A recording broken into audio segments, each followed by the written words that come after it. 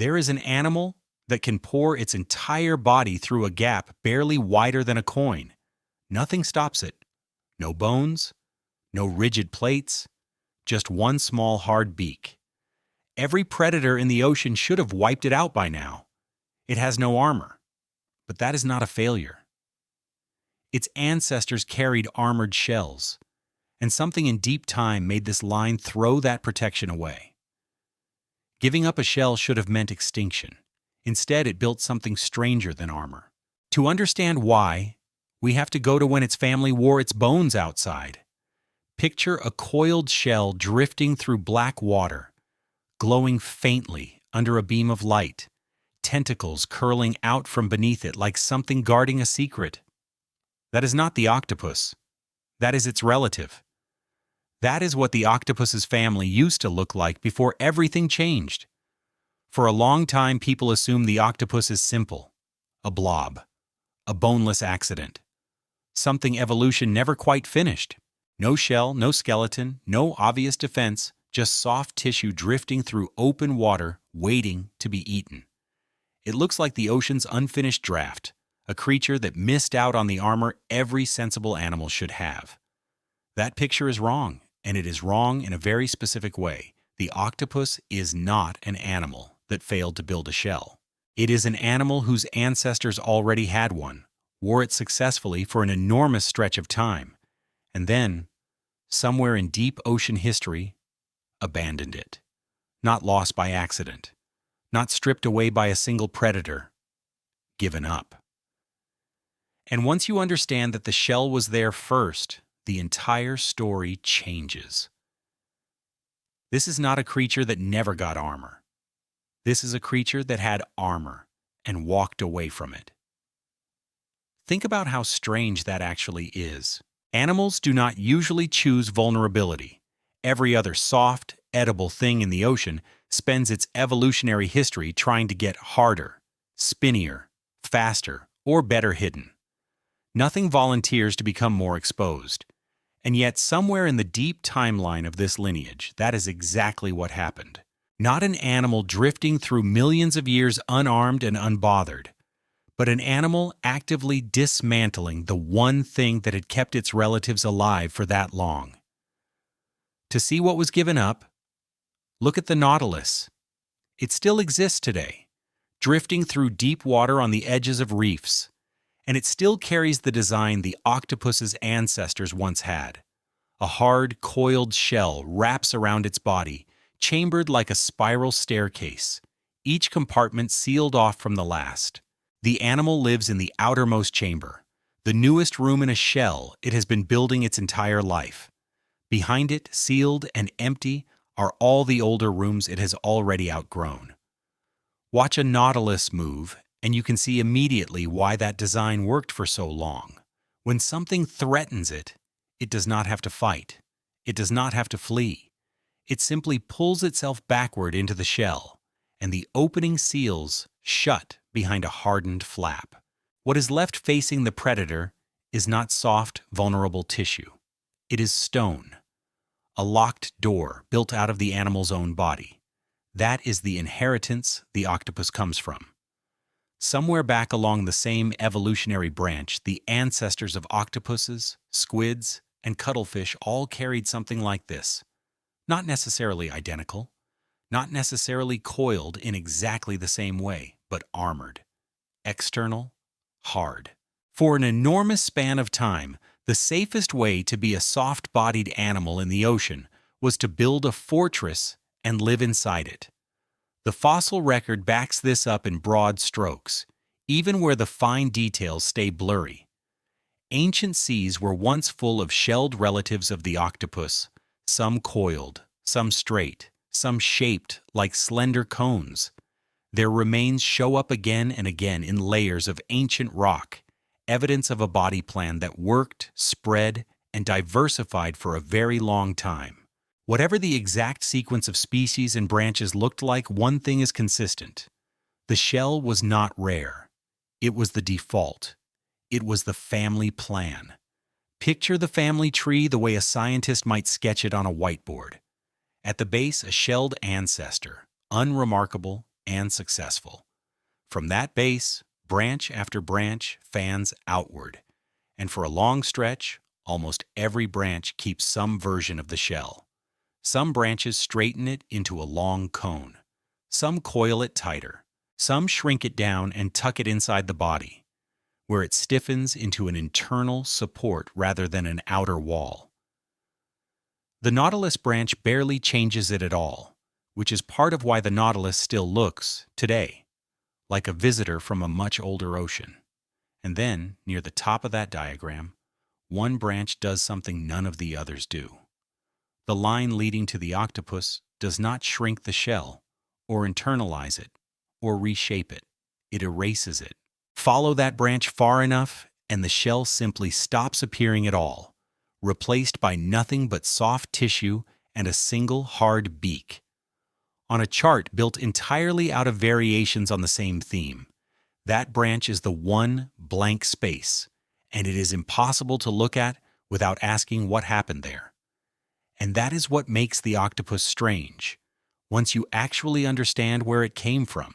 Every relative you might expect to look like it, squid, cuttlefish, even the deep and ancient lines that came before them, carries some trace of that original armor.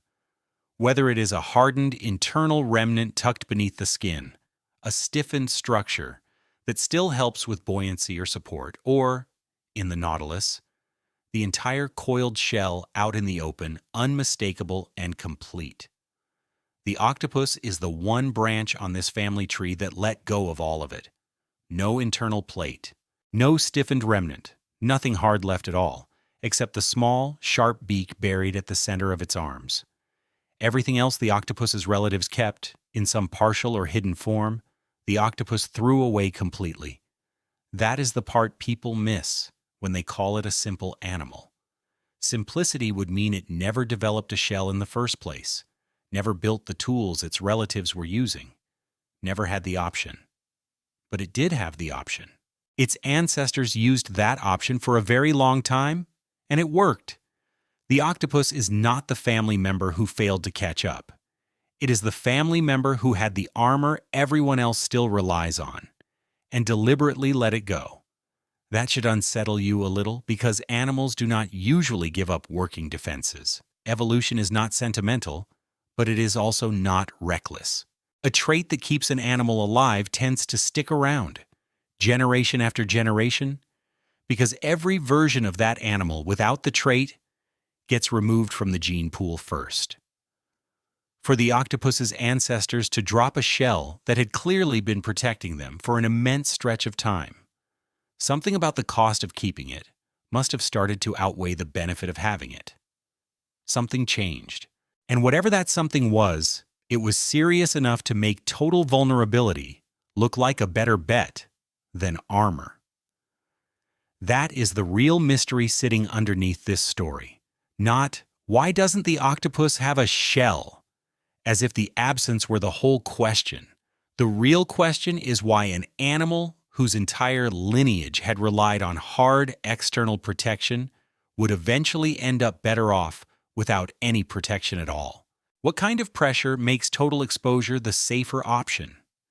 This is where the story stops being a simple fact about anatomy and starts being an investigation.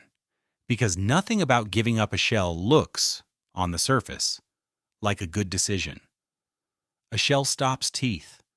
A shell stops crushing jaws. A shell gives a soft, fatty, calorie-rich body somewhere to hide the instant a shadow crosses overhead.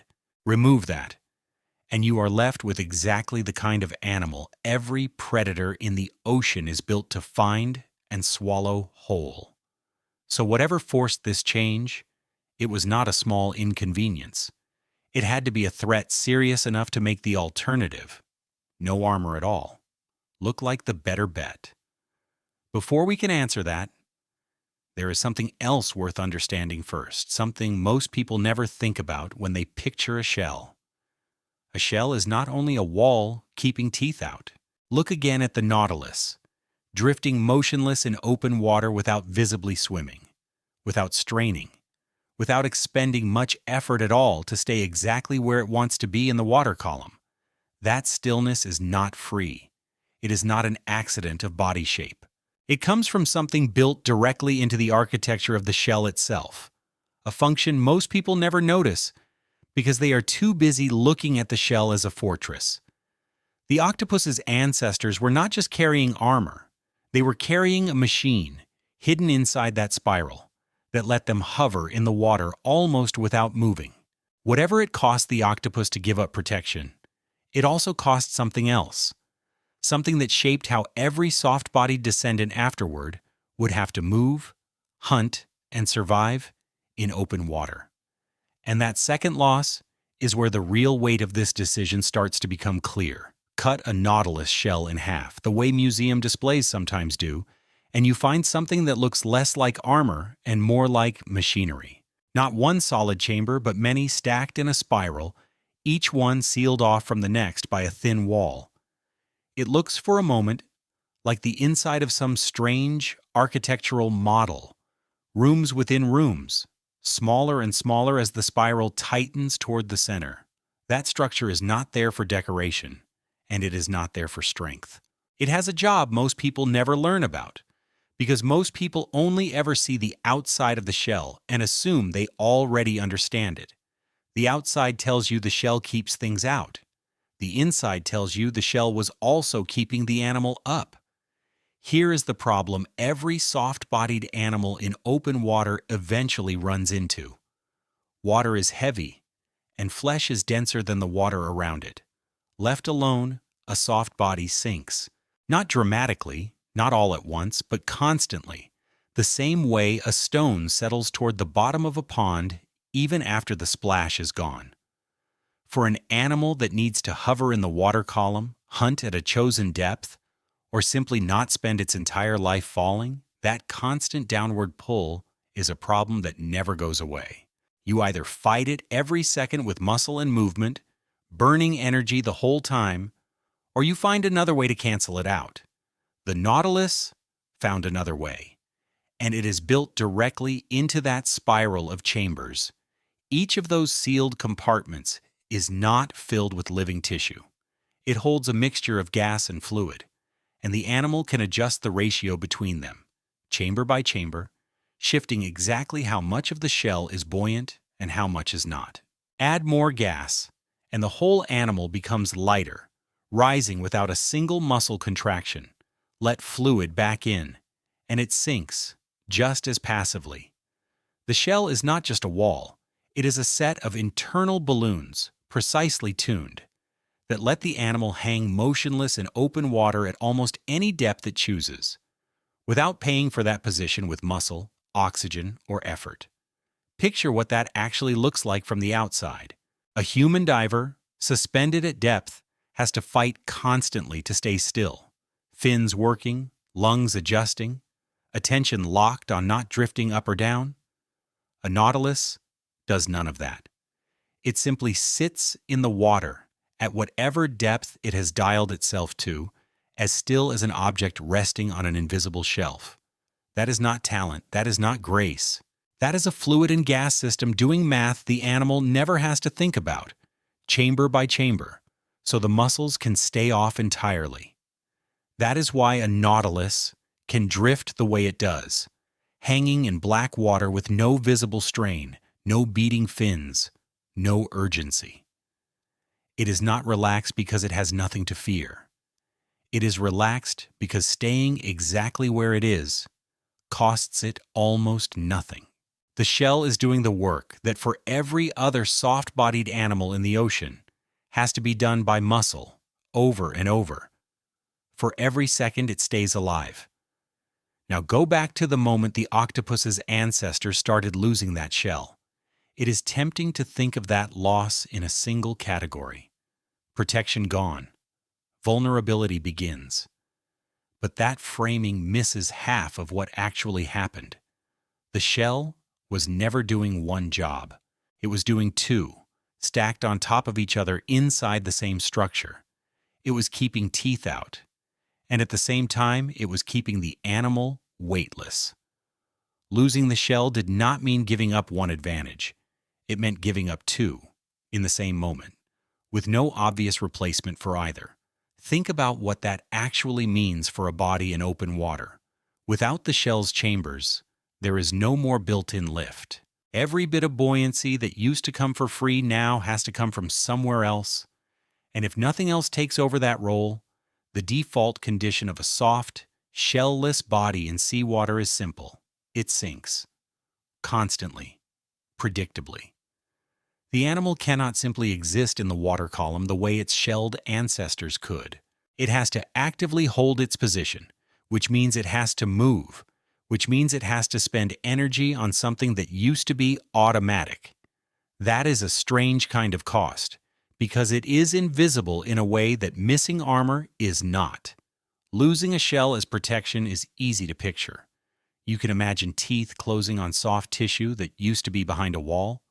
But losing a shell as a flotation device does not look like danger. It looks like exhaustion. It looks like an animal that now has to work continuously, muscle against gravity, just to stay in the same place its ancestors used to hold for free. And that kind of cost compounds in ways that are easy to underestimate. An animal that has to swim constantly just to avoid sinking is an animal that needs more food to fuel that swimming, which means more hunting, more exposure, more risk, all before it has solved a single other survival problem. A resting cost that never turns off is one of the most dangerous kinds of cost in biology because it cannot be avoided by hiding or waiting. It runs in the background whether the animal is hunting, resting, or trying to escape something with teeth. Every hour of existence now carries a bill that used to be paid automatically by a spiral of gas-filled chambers. And this is where the trade starts to look worse than it did a moment ago. If you only think about protection, giving up the shell is a bad but understandable gamble. Armor for speed, maybe, or armor for flexibility.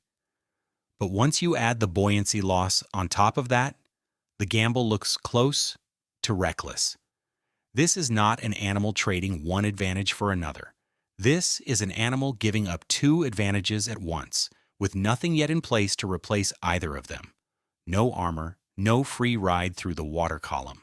Just soft tissue, denser than seawater, with gravity pulling it steadily toward the bottom, and nothing but muscle standing between it and a very short, very exhausting existence. It helps to notice what the octopus's closer relatives did with this same problem, because not every branch handled it the same way. Some coleoid cephalopods, the broader group that includes octopuses, squids, and cuttlefish, kept a reduced, internalized version of the ancient shell.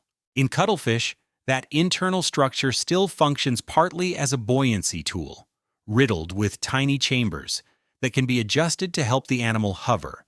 A direct, if shrunken descendant of the Nautilus's gas-filled spiral. Squids kept a stiffened internal remnant too, though its role leans more towards support than flotation. Those branches did not solve the buoyancy problem by inventing something new.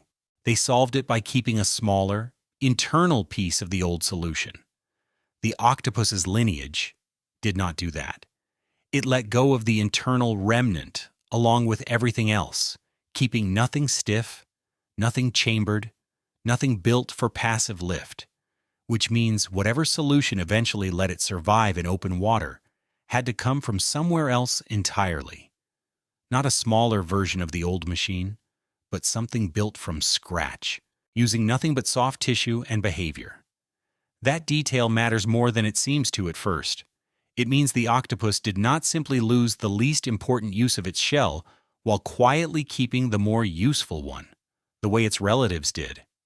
It walked away from both functions completely, protection and buoyancy, in the same evolutionary decision. Every other branch on that family tree hedged its bet in some way. The octopus did not hedge. It went all the way down to nothing. Which raises the obvious, uncomfortable question. If losing the shell meant losing armor and losing effortless buoyancy at the same time, why would evolution ever let that deal go through? Nothing about this looks like a fair trade. It looks like a straightforward loss, doubled, with no visible upside anywhere in the transaction. For that decision to have actually happened, for an entire lineage to walk this path and survive it, something in the environment around these animals had to make the old design worse than useless. Not just inconvenient, actively dangerous.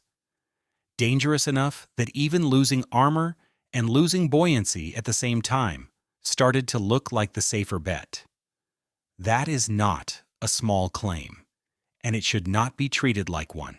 Somewhere in deep ocean history, conditions shifted enough that carrying a shell stopped being an advantage and started being a liability so severe that shedding it, along with everything the shell used to provide, became the better option.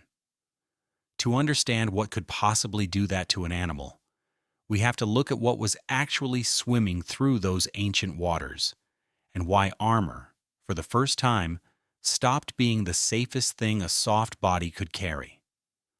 Somewhere in the ancient ocean, something starts hunting differently, not slightly differently, fundamentally differently, and the animals that spent the last several 100 million years building thicker, harder, more elaborate shells are suddenly the ones in the most danger. Picture the moment before it happens. A shelled cephalopod drifts through open water the way its ancestors always have, unhurried, confident in the same way a nautilus is confident today, because for millions of years that confidence has been earned. Then a shadow crosses overhead, larger and faster than anything that used to hunt these waters, closing distance in a way older predators never could. The shell does what shells have always done. It has never had to do anything else. This time, that is not enough. That sentence should sound backward. Armor is supposed to be the safe choice. It is the strategy every cautious animal reaches for, the same instinct that puts a turtle inside a shell or a crab inside a carapace. Get hard. Get covered. Let the predator break its teeth trying. For an enormous stretch of ocean history, that strategy worked exactly the way it was supposed to. Shelled cephalopods thrived. They filled ancient seas in huge numbers and huge variety, coiled and straight and cone-shaped, because the shell did its job. It kept them alive. Then the rules changed. The best current explanation, and it is treated by scientists as a leading hypothesis rather than a settled fact, points to a shift in what was actually hunting in the ocean. Across a long stretch of the Mesozoic era, marine predators appear to have escalated in a way that reshaped entire ecosystems. Faster fish, more powerful jaws, teeth, and feeding mechanisms built specifically for crushing hard shells rather than avoiding them. This period is sometimes referred to informally as a kind of marine revolution, a stretch of time when the ocean's predators got dramatically better at doing exactly the thing shelled prey depended on them not being able to do. Picture what that actually looks like from the shelled animal's perspective. For a long time, a hard shell means a predator either cannot get through it or has to work so hard, trying that most attacks simply fail. The shell is a bet that the crushing force coming at it will always lose to the material holding it back. That bet holds up for as long as predator strength stays below a certain threshold. But evolution does not respect thresholds. Predators are not static. Every population of hunters in the ocean is also under pressure, also competing, also being shaped generation after generation by which individuals manage to eat and which do not. If a slightly stronger jaw means slightly more successful hunts, that stronger jaw spreads. If a faster, more maneuverable body means catching prey that used to escape, that body spreads too. Over enough generations, across an ocean full of these small advantages compounding on top of each other, predators do not stay the same. They escalate. And once predators escalate past the point where a shell reliably stops them, the entire logic of wearing one starts to fall apart.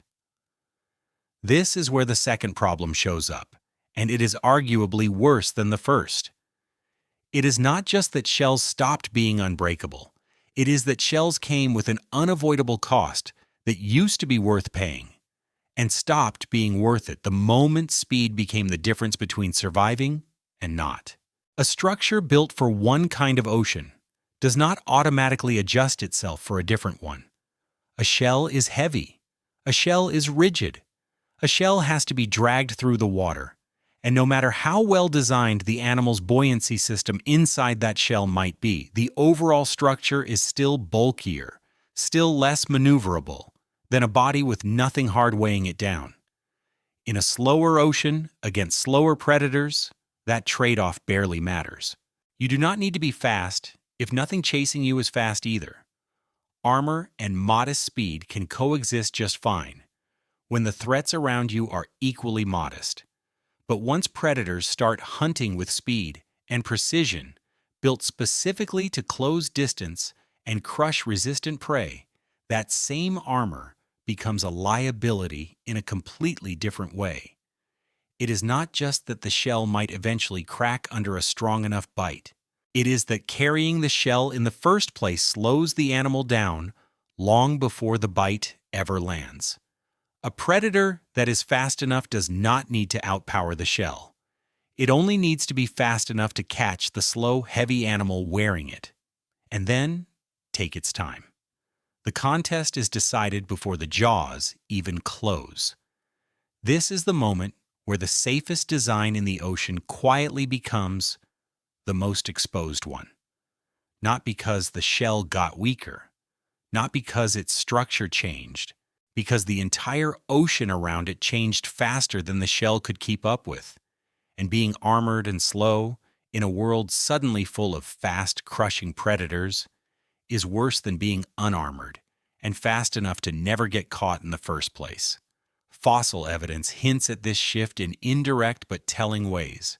Layers of ancient rock preserve shells bearing the unmistakable marks of failed and successful predator attacks. Punctures, crush fractures, repair scars, where an animal survived an attack and patched the damage as it kept growing. The presence of these marks across so many specimens suggests an arms race genuinely underway. Predators testing shells and often winning, prey occasionally surviving and rebuilding, generation after generation of pressure, pushing on both sides at once. None of this proves a single, clean cause and effect story. The fossil record rarely offers that kind of certainty, but it paints a picture consistent with an ocean where shells were being tested harder and more often than they ever had been before.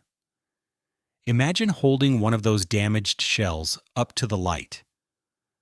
A healed crack running across the surface is not just a scar. It is a record of a single specific moment when this animal almost died, survived, and kept building anyway. Laying down new shell material around the wound the way a tree grows new bark around a broken branch.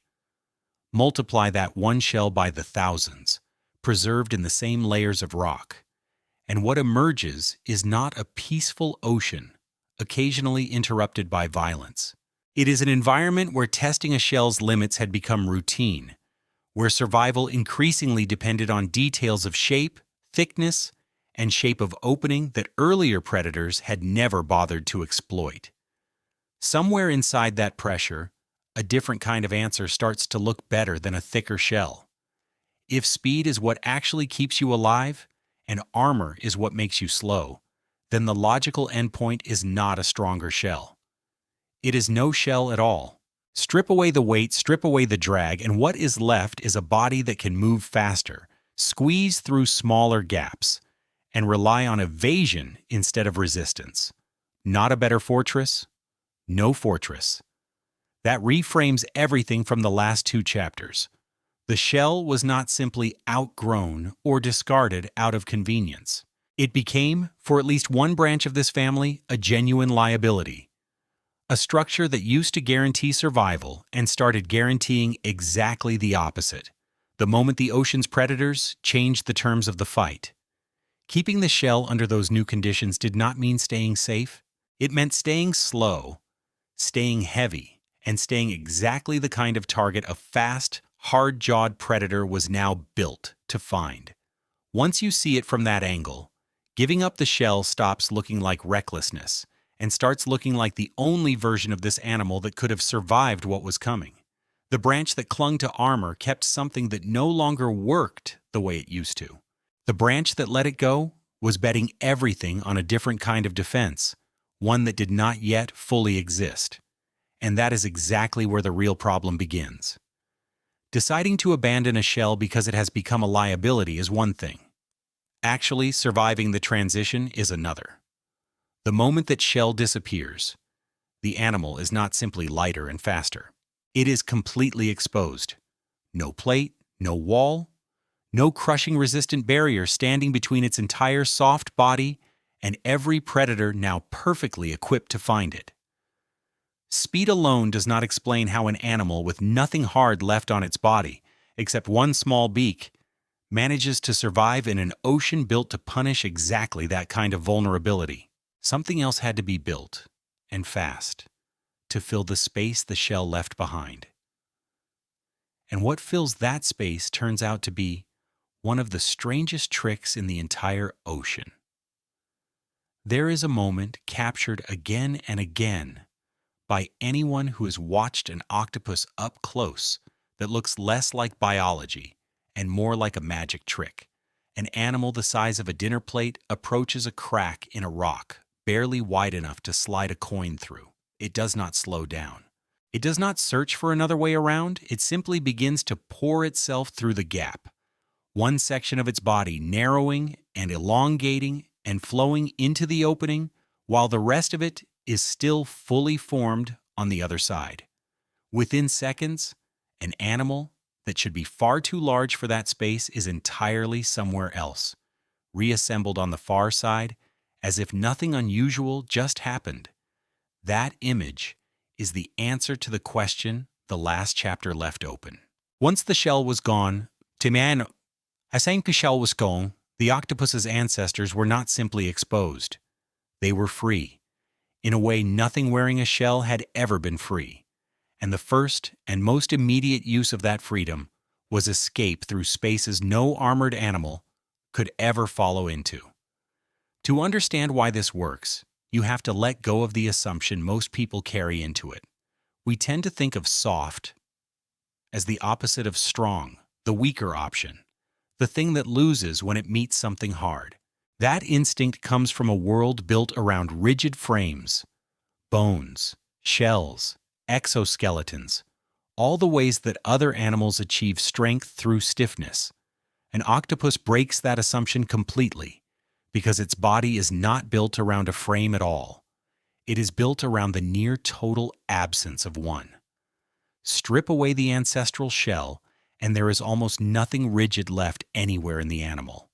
No spine, no ribs, no internal skeleton bracing the body into a fixed shape.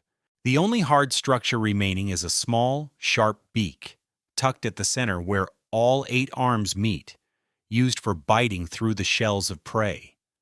Everywhere else, the arms, the mantle, the entire outer body, is muscle, skin, and connective tissue, with no rigid material dictating what shape any of it has to hold.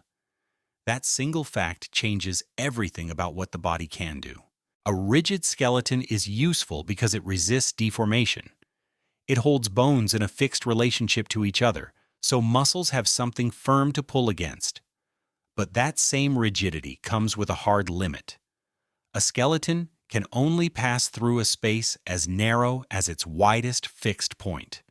A rib cage cannot squeeze smaller than the bones that form it. A shell cannot compress past the size of its own hardened walls. Rigidity buys strength and support, but it also buys a minimum size the body can never shrink below. An octopus has no such limit because it has almost nothing fixed to hobble past. Muscle can compress, skin can fold, soft tissue can deform into almost any shape and then reform into the original one the instant it clears the obstacle. The only true minimum size the entire animal is bound by is the width of that one hard beak, because that is the only structure in its whole body that cannot compress any further. Everywhere else, if the gap is wider than the beak, the octopus can fit through it, not approximately, not with effort and squeezing and struggle the way a larger, soft animal might force itself through a tight space. Genuinely, structurally, the body can flow. Think about what that means for an animal trying to survive an ocean full of exactly the kind of fast, hard-jawed predators the last chapter described.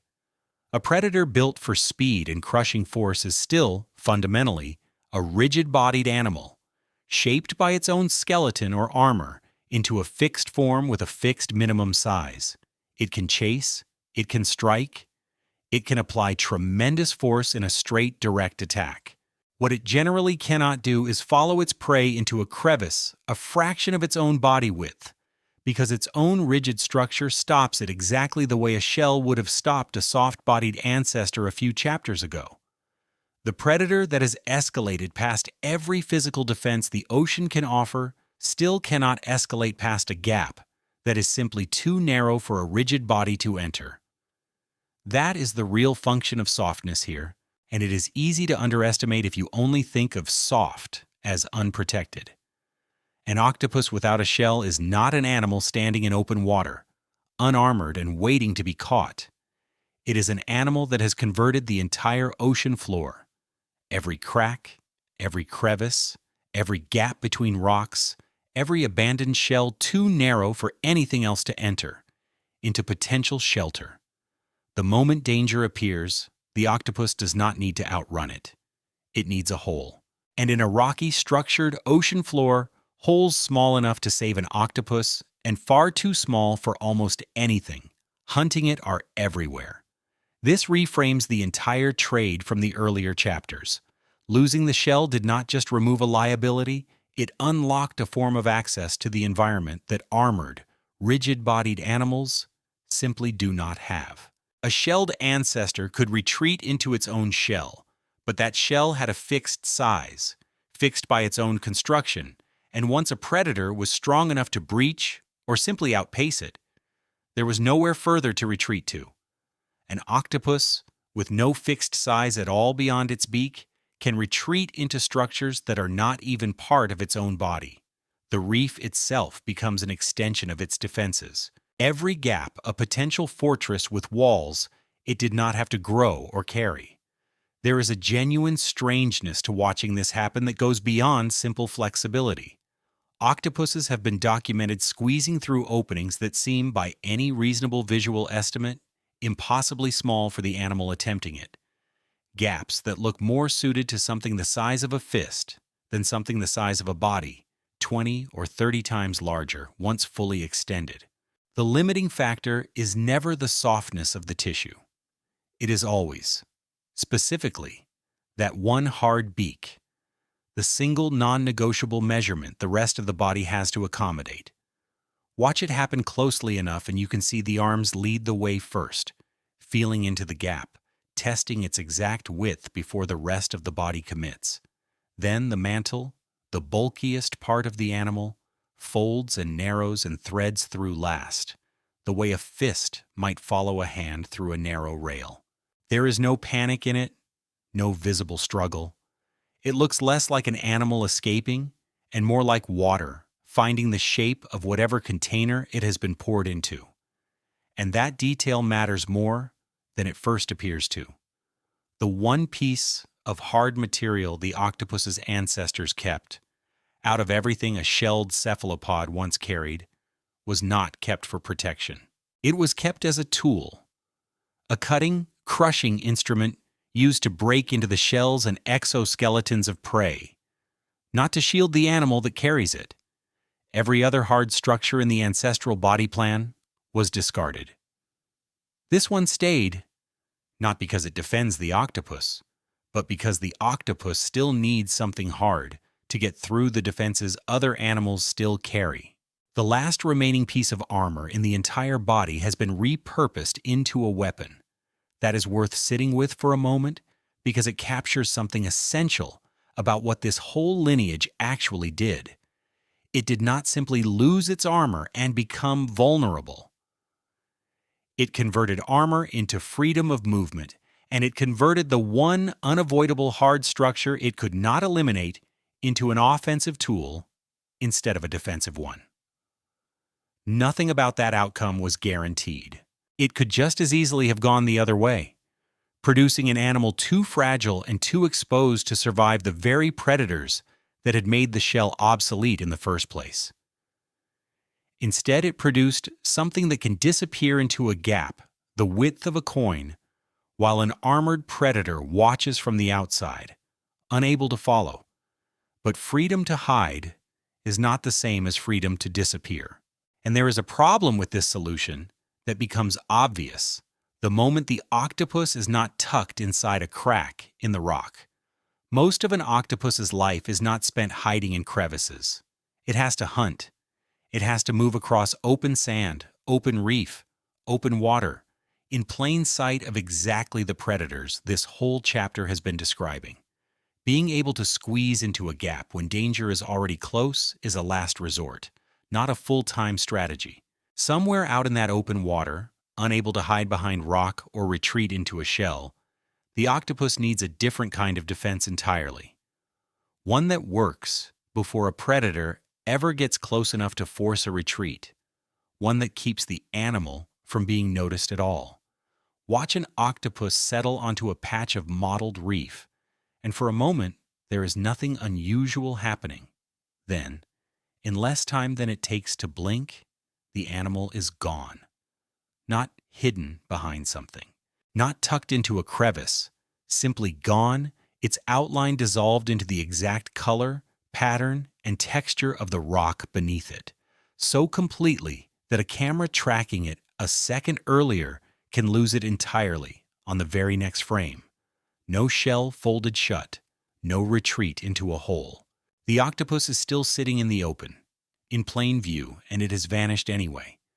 Play that same footage back frame by frame, and the transformation looks less like an animal reacting and more like a picture being redrawn in real time. One instant there are 8 visible arms, a clearly defined head, a body shape any predator would recognize instantly. A few frames later, all of that structure has been absorbed into a formless patch of brown and gray, modeled exactly like the rock around it, edges blurred into nothing. Nobody taught this animal to do that in the moment. The system was already built in, waiting for the right surface to copy. That is the answer to the problem the last chapter left hanging. Squeezing into cracks solves the danger that is already close. It does nothing for the much larger stretch of time an octopus spends out in open water, hunting, moving, exposed to anything with eyes. For that, the animal needed something that does not wait for a threat to arrive. It needed to stop being seen in the first place. Most people, when they picture animal camouflage, picture something passive, a fixed pattern, a moth that happens to match tree bark, a fish with permanent stripes that blend into a coral reef, colors and shapes locked in place by genetics and left there for a lifetime. That kind of camouflage works, but it only works in one specific setting, against one specific background, and it cannot adjust when the animal moves somewhere new. An octopus does not have that limitation, because its camouflage is not a fixed pattern at all. It is a live system, running continuously, adjusting itself in real time to match whatever surface the animal happens to be sitting on. The skin is not colored the way a printed pattern is colored. It is colored the way a screen displays an image, actively, moment to moment, capable of switching from mottled brown rock to pale sand to striped kelp shadow in less than a second, and then switching again the instant the animal moves somewhere new. The machinery behind that display sits directly in the skin itself, layered in a way that looks almost engineered once you break it down. Closest to the surface are structures called chromatophores, tiny sacs of pigment surrounded by a ring of muscle. Each one can expand or contract individually, and when the surrounding muscle pulls the sac wide open, that patch of pigment becomes visible on the skin's surface. Contract the muscle, and the sac shrinks back down, hiding most of that color again. An octopus has an enormous number of these across its body, each one controlled independently, which means the skin is not just changing color as a single sheet. It is closer to millions of individual pixels, each one able to switch on or off in a fraction of a second. Beneath that pigment layer sit two more kinds of cells that most people never hear about, and they matter just as much as the visible color. Iridophores reflect and bend light, producing shimmering, metallic, sometimes blue or green tones that pigment alone could never create. The same basic principle behind an oil slick or the shifting color inside a soap bubble, but built directly into living tissue. Leucophores, deeper still, scatter light broadly, producing white and pale tones that help the animal match bright sandy backgrounds. Stack all three layers together, and the skin is not simply painting color onto the surface. It is manipulating light itself in several different ways at the same time, across a body that can be doing something different in every square inch simultaneously. None of that would be enough on its own, though, because color is only half of what makes a background recognizable. A patch of coral is not just a certain shade of red or orange. It has texture, bumps, ridges, spiky protrusions that catch shadow and break up the outline of anything sitting near it. A flat animal with perfectly matched color sitting next to a bumpy, three-dimensional coral head would still stand out immediately, because its shape would be wrong even if its color was right. The octopus solves this too, and the solution is almost stranger than the color changing itself. Small muscular structures in the skin, called papillae, can push outward on command, turning flat, smooth skin into a field of raised bumps, spikes, or ridges within seconds. The animal is not just changing what color it is changing what shape it is, reshaping its own outline to match the physical texture of the surface underneath it. Watch this happen in slow motion, and the skin does not look like an animal reacting. It looks like a landscape rearranging itself. Smooth surface erupting into knuckled coral-like bumps, and then smoothing back down again once the animal moves on. Some species take this even further, extending a single papilla into a leaf-like flap or a spiky protrusion that mimics a specific piece of algae or weed nearby, then flattening it back into smooth skin the moment that particular disguise is no longer needed. It is not one texture applied everywhere. It is a targeted, localized sculpture, adjusted patch by patch, matched to whatever specific object the animal is currently pressed against. Put the color, the shimmer, and the texture together, and what you get is not decoration. It is a full sensory illusion, built to defeat the specific way predators actually search for prey, scanning for color contrast, scanning for edges, scanning for texture that does not match its surroundings. An octopus, sitting motionless against matched rock, does not just look similar to the rock. To a predator relying on sight, in that instant, there may be no meaningful visual difference between the animal and the surface it is sitting on. This is where the emotional weight of the whole story shifts. Up to this point, everything the octopus's ancestors did, going soft, squeezing through gaps, was a way of surviving contact with a threat that had already arrived. Camouflage is different. Camouflage is the strategy that tries to make sure the threat never notices the animal exists in the first place. It is not a defense against an attack. It is a defense against being seen as a target at all, which, if it works, means the entire rest of the survival toolkit never even needs to activate. That distinction matters more than it might seem to at first. A predator that never spots its prey does not test that prey's speed, does not test its ability to flee into a crevice, does not get the chance to apply any of the pressure a slower, more visible animal would have to survive over and over across its lifetime. Disappearing is not one defense among several. In practice, for an animal this exposed, it may be the defense that matters most. The one doing the majority of the actual survival work every single day the octopus spends out in open water. But here is where the wonder of watching this system in action starts to tip into something closer to unease, because none of what has been described so far explains where the decisions are actually coming from. Millions of individually controlled pigment sacs, multiple layers manipulating light in different ways, muscular skin reshaping itself into three-dimensional texture, matched precisely to whatever surface is directly underneath the animal at that exact moment. That is not one signal, flipped on or off. That is an enormous number of separate, coordinated instructions, updated continuously, fast enough to track an animal's own movement across a constantly changing background in real time. Somewhere, something has to be processing all of that. Something has to be reading the surface the octopus is moving across, comparing it to what the skin currently looks like, and issuing a continuous stream of adjustments across a body covered in independently controlled cells, fast enough that the whole transformation completes in under a second. That is an extraordinary amount of computation for any animal to be running constantly, in the background, every single moment it spends anywhere but total darkness. And that raises a question the story has been circling since the very first chapter, back when this was framed as an animal that replaced armor with a mind. If the skin genuinely needs this much processing power just to keep the camouflage running, that processing has to be happening somewhere in the body. The obvious assumption is that it all traces back to a single command center, a brain issuing instructions the way a director calls out cues from behind the scenes. But the octopus's nervous system does not look anything like that assumption expects it to. And once you actually look at where its neurons live, the picture of what is really controlling this animal becomes far stranger than a single brain running the show. Cut off an arm of certain sea slugs or simple invertebrates, and what twitches afterward is reflex, nothing more.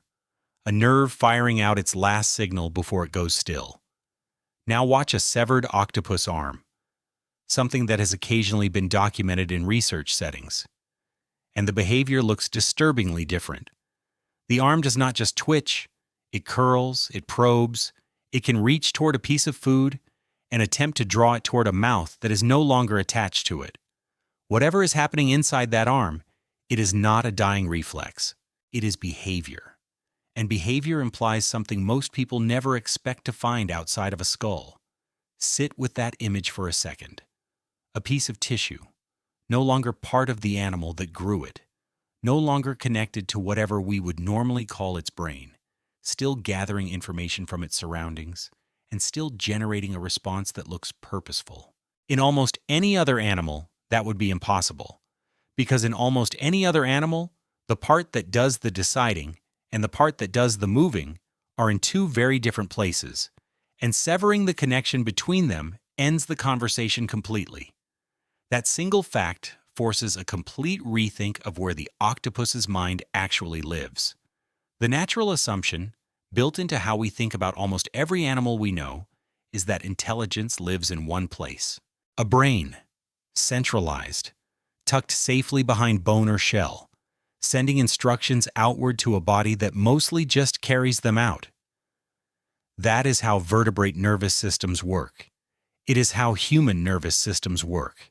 The brain decides, the body executes, and if you disconnect a limb from that brain, the limb goes dark because it was never doing any of the deciding in the first place. The octopus does not follow that design, and the difference is not subtle.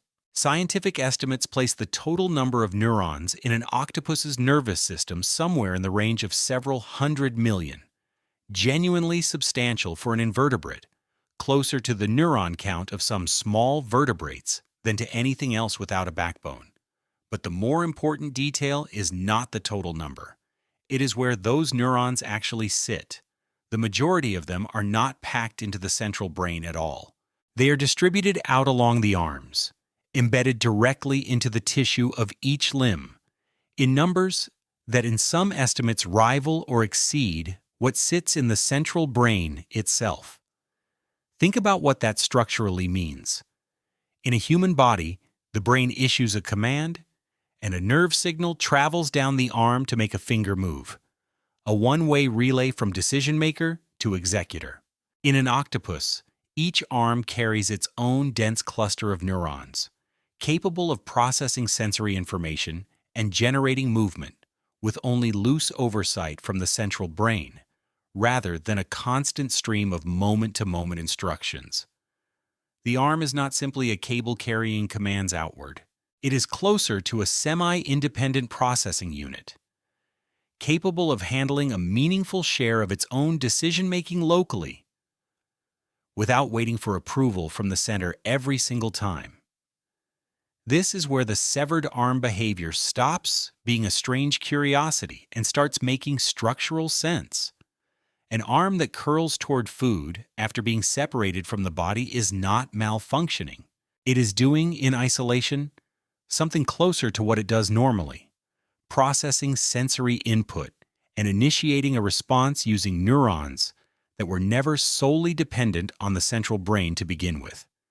The arm was never just a puppet on a string. It was always carrying enough of its own nervous system to act, at least in a limited way, on its own.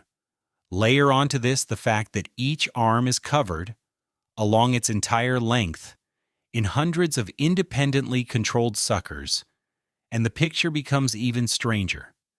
Each sucker is packed with its own dense field of sensory receptors, capable of detecting texture, shape, and, remarkably, chemical composition, letting the arm effectively taste whatever surface it touches.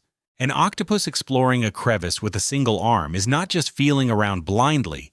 That arm is simultaneously touching, tasting, and evaluating dozens of points of contact at once, gathering an enormous stream of sensory information and processing a meaningful portion of it locally, in the arm itself, before any of it necessarily reaches the central brain. Picture what this looks like in practice, because it is one of the stranger things you can watch an octopus do. An octopus hunting across a rocky seafloor will sometimes send a single arm into a deep crevice out of view of its own eyes, feeling along the inside of the space, exploring around bends the animal's body cannot see or anticipate, while the rest of the animal continues moving, continues watching for predators, continues managing an entirely separate set of tasks with its other arms. It is not one unified attention directed at one problem at a time. It is closer to several semi-independent explorations happening simultaneously, loosely coordinated, each arm contributing its own local sensing and local response. This is not the architecture of a body being told what to do by a distant boss. It behaves more like a network, a distributed system with many semi-autonomous nodes, each capable of handling a portion of the workload on its own, all loosely connected back to a central hub that manages the bigger picture rather than micromanaging every individual motion. Compare that to the strict, top-down chain of command running through a vertebrate nervous system, and the octopus starts to look less like a variation on a familiar theme and more like an entirely different solution to the same basic problem of controlling a body. There is a version of this comparison that lands harder than any diagram could. Imagine trying to run a large organization by personally approving every single small decision made by every single employee, every minute of every day. It would collapse instantly under its own weight. Now imagine instead giving each team enough autonomy to handle its own routine decisions locally, reporting up only what actually matters. That second model is closer to how an octopus runs its own body, not because it planned it that way, but because nothing else could have kept up with a limb this unpredictable. Why would an animal end up architected this way in the first place? The answer connects directly back to everything the earlier chapters already established.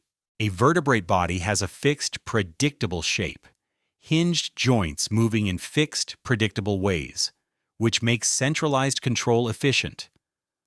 The brain can calculate a relatively small set of possible movements and issue commands accordingly. An octopus's arm has none of that structure. It has no joints, no fixed segments, an effectively unlimited number of possible shapes it could bend into at any given moment. Coordinating that kind of limb from a single, centralized brain, calculating every possible bend and curl from one location, would be an almost impossibly heavy computational burden. Distributing that processing out into the arm itself, letting local neurons handle local decisions about local movement, is a far more efficient way to control a limb with that much freedom of motion. In other words, the same soft, boneless, infinitely flexible body that let this animal pour itself through gaps too small for any armored predator to follow is the same body that made a centralized brain a poor fit for controlling it. The distributed nervous system is not a separate adaptation, layered on top of the soft body as an afterthought. It is a direct structural consequence of it. Flexibility this extreme demands a different kind of control system altogether, and evolution built one.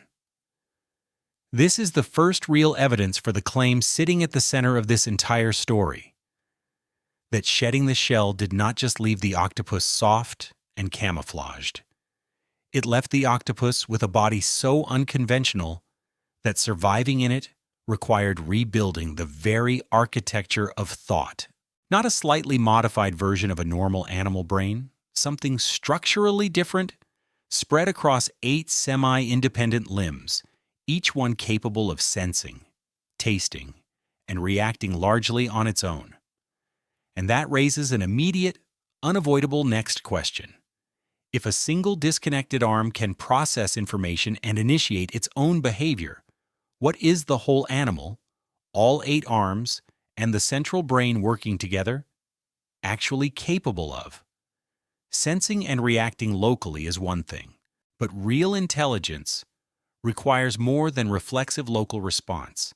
It requires solving problems that have never been encountered before, adapting a plan when the first attempt fails, recognizing an obstacle and working around it deliberately rather than automatically. Whether an octopus can do that, whether this strange, distributed nervous system adds up to something that deserves to be called genuine problem-solving, is a very different question, and it is the one the octopus has spent decades quietly, stubbornly, answering in captivity. An octopus is placed in a tank with a sealed glass jar. Inside the jar is a crab, visible through the glass, unreachable behind a screw-on lid. There is no reward for watching. There is no instinct written into any octopus genome for twist counterclockwise. And yet, in documented aquarium and laboratory settings, this exact scenario plays out the same way again and again. The octopus investigates the jar, applies pressure to the lid, and eventually, sometimes after failed attempts, sometimes with visible trial and error, unscrews it far enough to reach inside and take the crab. Watch the sequence closely, and it does not look like blind persistence. The arms explore the jar's surface first, testing the seam where the lid meets the glass, applying pressure in different directions before settling on rotation. A failed attempt does not reset the animal to 0. The next attempt tends to look different from the last one, as if something about the previous failure has actually changed what happens next. That should stop you for a second, because nothing about that solution was inherited. A screw-top lid did not exist anywhere in this animal's evolutionary environment. There was no ancestral octopus millions of years ago encountering jars and passing down jar-opening instincts to its offspring. Whatever is happening when an octopus solves this problem, it is not the execution of some preloaded behavioral script. It is closer to figuring something out, in the moment, using a mechanical understanding of how a lid and a container relate to each other. This is the question the last chapter left open, and it deserves to be asked plainly.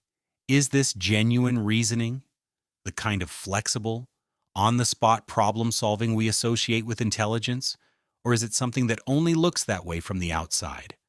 A more sophisticated form of trial and error, chemical curiosity and persistence, dressed up in a story more exciting than the underlying mechanism actually is? The honest answer is that this remains genuinely debated among people who study animal cognition, and it deserves to stay debated rather than being flattened into a simple yes or no. But the debate itself is worth sitting inside for a moment, because even the more conservative interpretations of octopus behavior still land somewhere far stranger than simple invertebrate acting on instinct. Look at what else has been documented alongside the jar opening.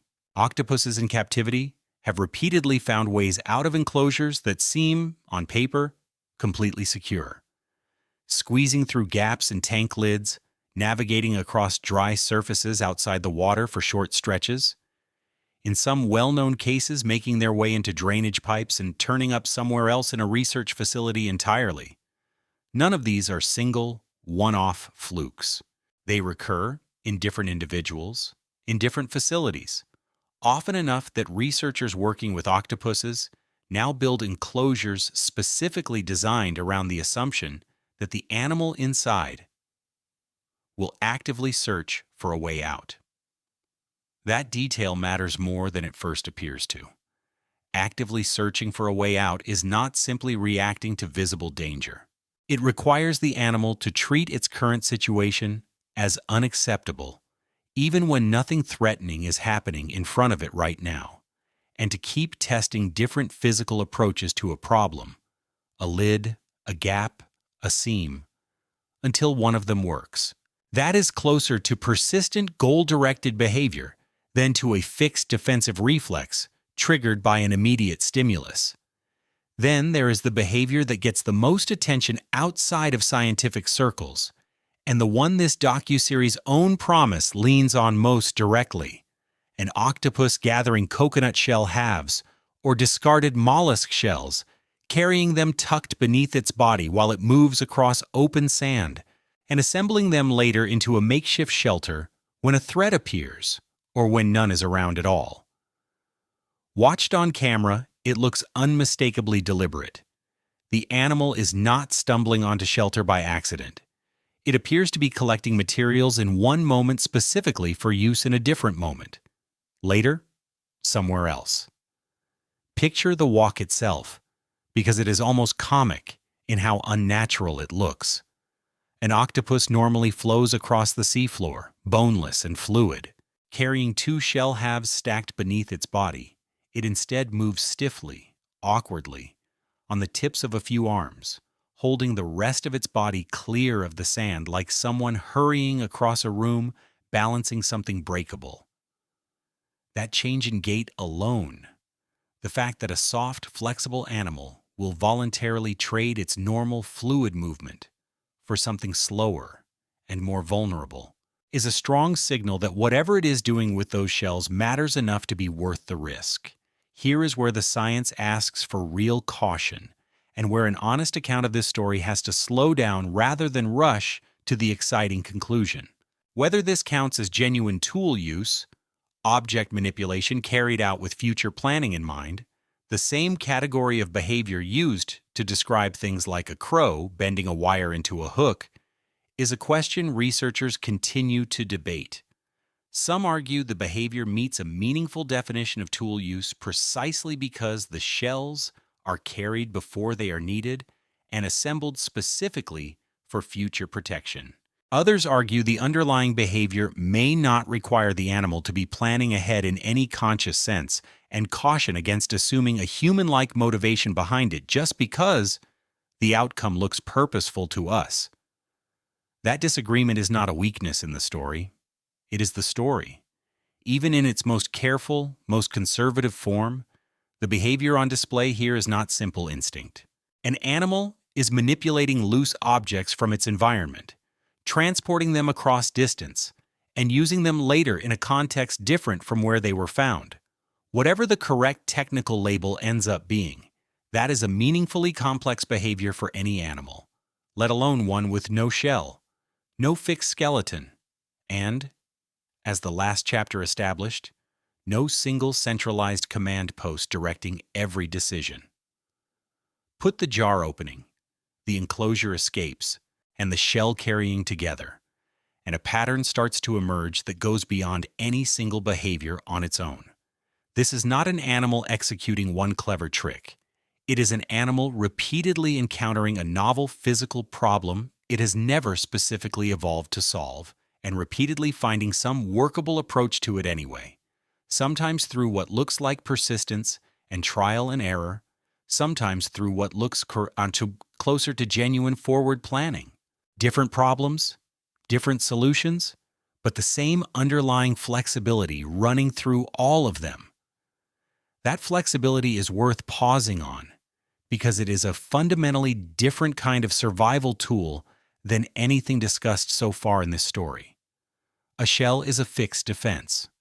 The same structure, doing the same job, generation after generation, regardless of what specific threat shows up. Camouflage is more adaptable, but it is still, at its core, a pre-built system responding to a pre-built set of triggers. Problem solving is different in kind. It does not require the threat, or the obstacle, or the opportunity to have ever been encountered before. It only requires the animal to gather information about a new situation and generate a workable response to it, on the fly, using nothing but the structure of its own nervous system. This is what the earlier chapters were building towards without saying it outright. An animal with no shell, no fixed defensive strategy, and a nervous system distributed unusually across its own body does not just happen to also be capable of solving novel problems. The problem solving is, in a real sense, what a shell became.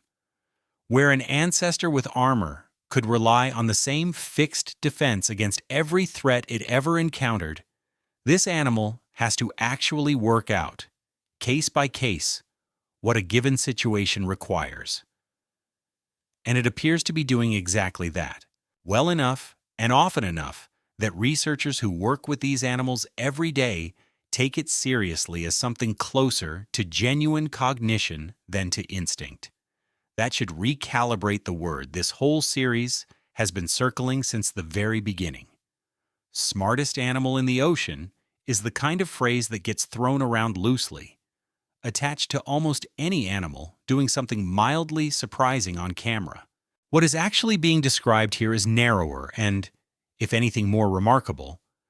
An animal widely regarded among researchers as the most cognitively capable invertebrate currently known, operating with a kind of mind that does not resemble the vertebrate minds we usually use as our baseline for comparison at all, but a brilliant, flexible mind still has to run inside a body, and a body with no shell left to protect it has other, more basic problems to solve just to keep functioning. Thinking your way out of a jar does not answer a much more immediate question.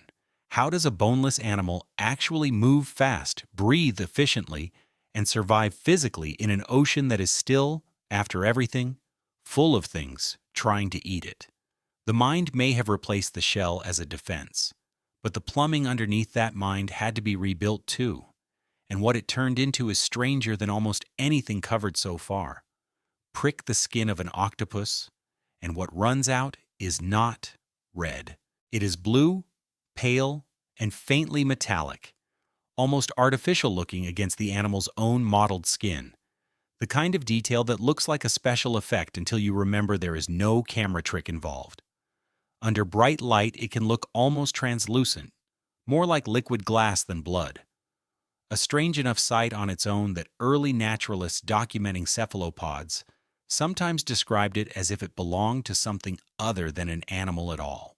That color alone tells you something important is different about how this animal survives, and it is worth stopping on before moving to the more dramatic engineering hiding underneath it.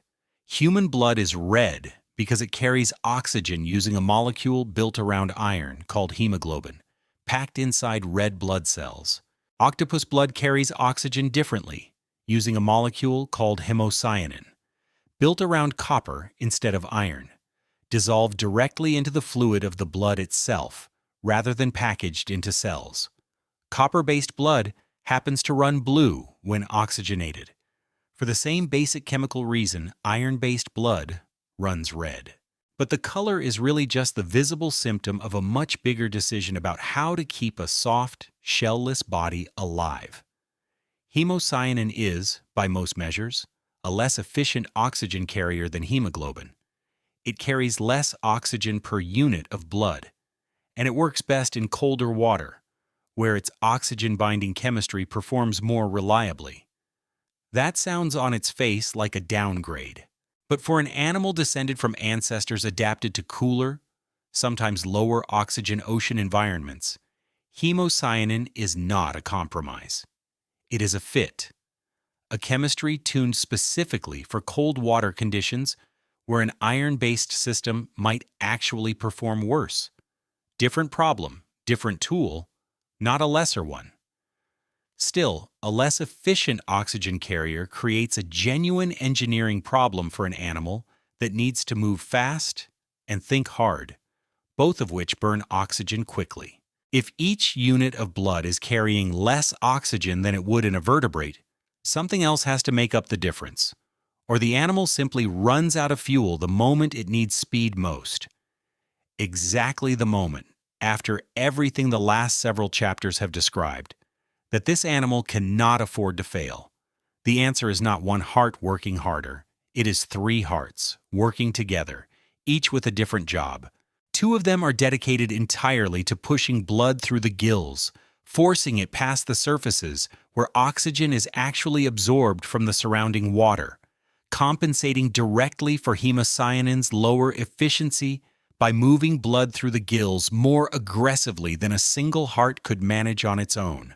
The third, larger heart then takes that freshly oxygenated blood and pumps it out to the rest of the body, keeping the whole system running fast enough to support an active, muscular, boneless animal that needs a constant, reliable oxygen supply just to keep its distributed nervous system firing and its powerful arm muscles ready to move. This is where the anatomy stops being a curiosity and starts being a survival stake. Exactly the way every organ in this story needs to be understood. A predator built with an armored, rigid body does not need this level of circulatory sophistication because it is not relying on raw speed and constant readiness the way this animal has to. 3 hearts are not decoration. They are the direct cost of choosing a survival strategy built entirely around movement, escape, and rapid, energy-hungry problem-solving instead of a fixed physical barrier. And there is a strange, almost inconvenient detail buried inside this system that is worth sitting with for a moment. The 2 gill hearts stop beating when the octopus swims hard. Not slow down. Stop briefly during the most strenuous phase of active swimming, because the muscular contractions used for fast movement physically compress the vessels those hearts rely on. That means the animal's most intense form of locomotion actively interferes with its own oxygen delivery system at exactly the moment it needs oxygen the most, which is very likely part of why octopuses generally prefer to crawl across the seafloor using their arms rather than swim whenever crawling is an option.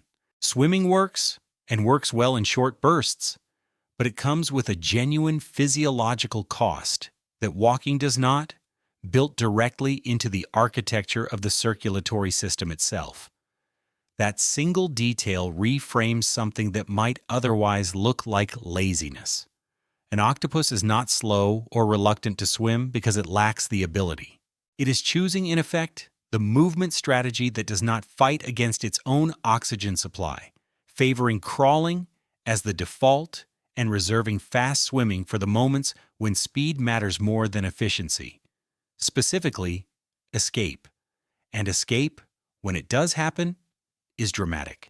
Water is drawn into the mantle cavity, the muscular main body behind the head, and then forced back out through a narrow, flexible tube called a siphon, propelling the animal backward in a sudden, powerful burst.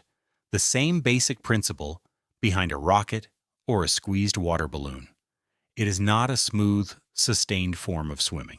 It is a short, explosive escape mechanism, exactly the kind of tool an animal with no armor and a hard-won soft body strategy needs when a predator finally gets too close for camouflage or hiding to work.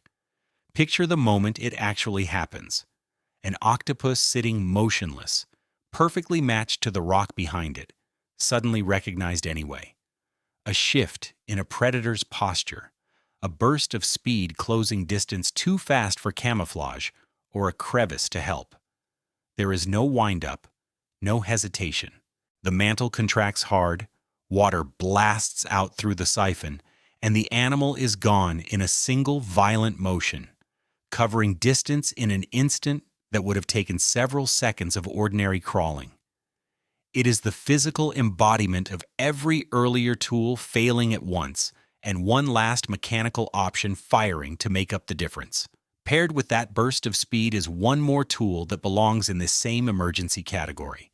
Ink, stored in a dedicated sack and expelled through the same siphon used for jet propulsion, does not simply cloud the water.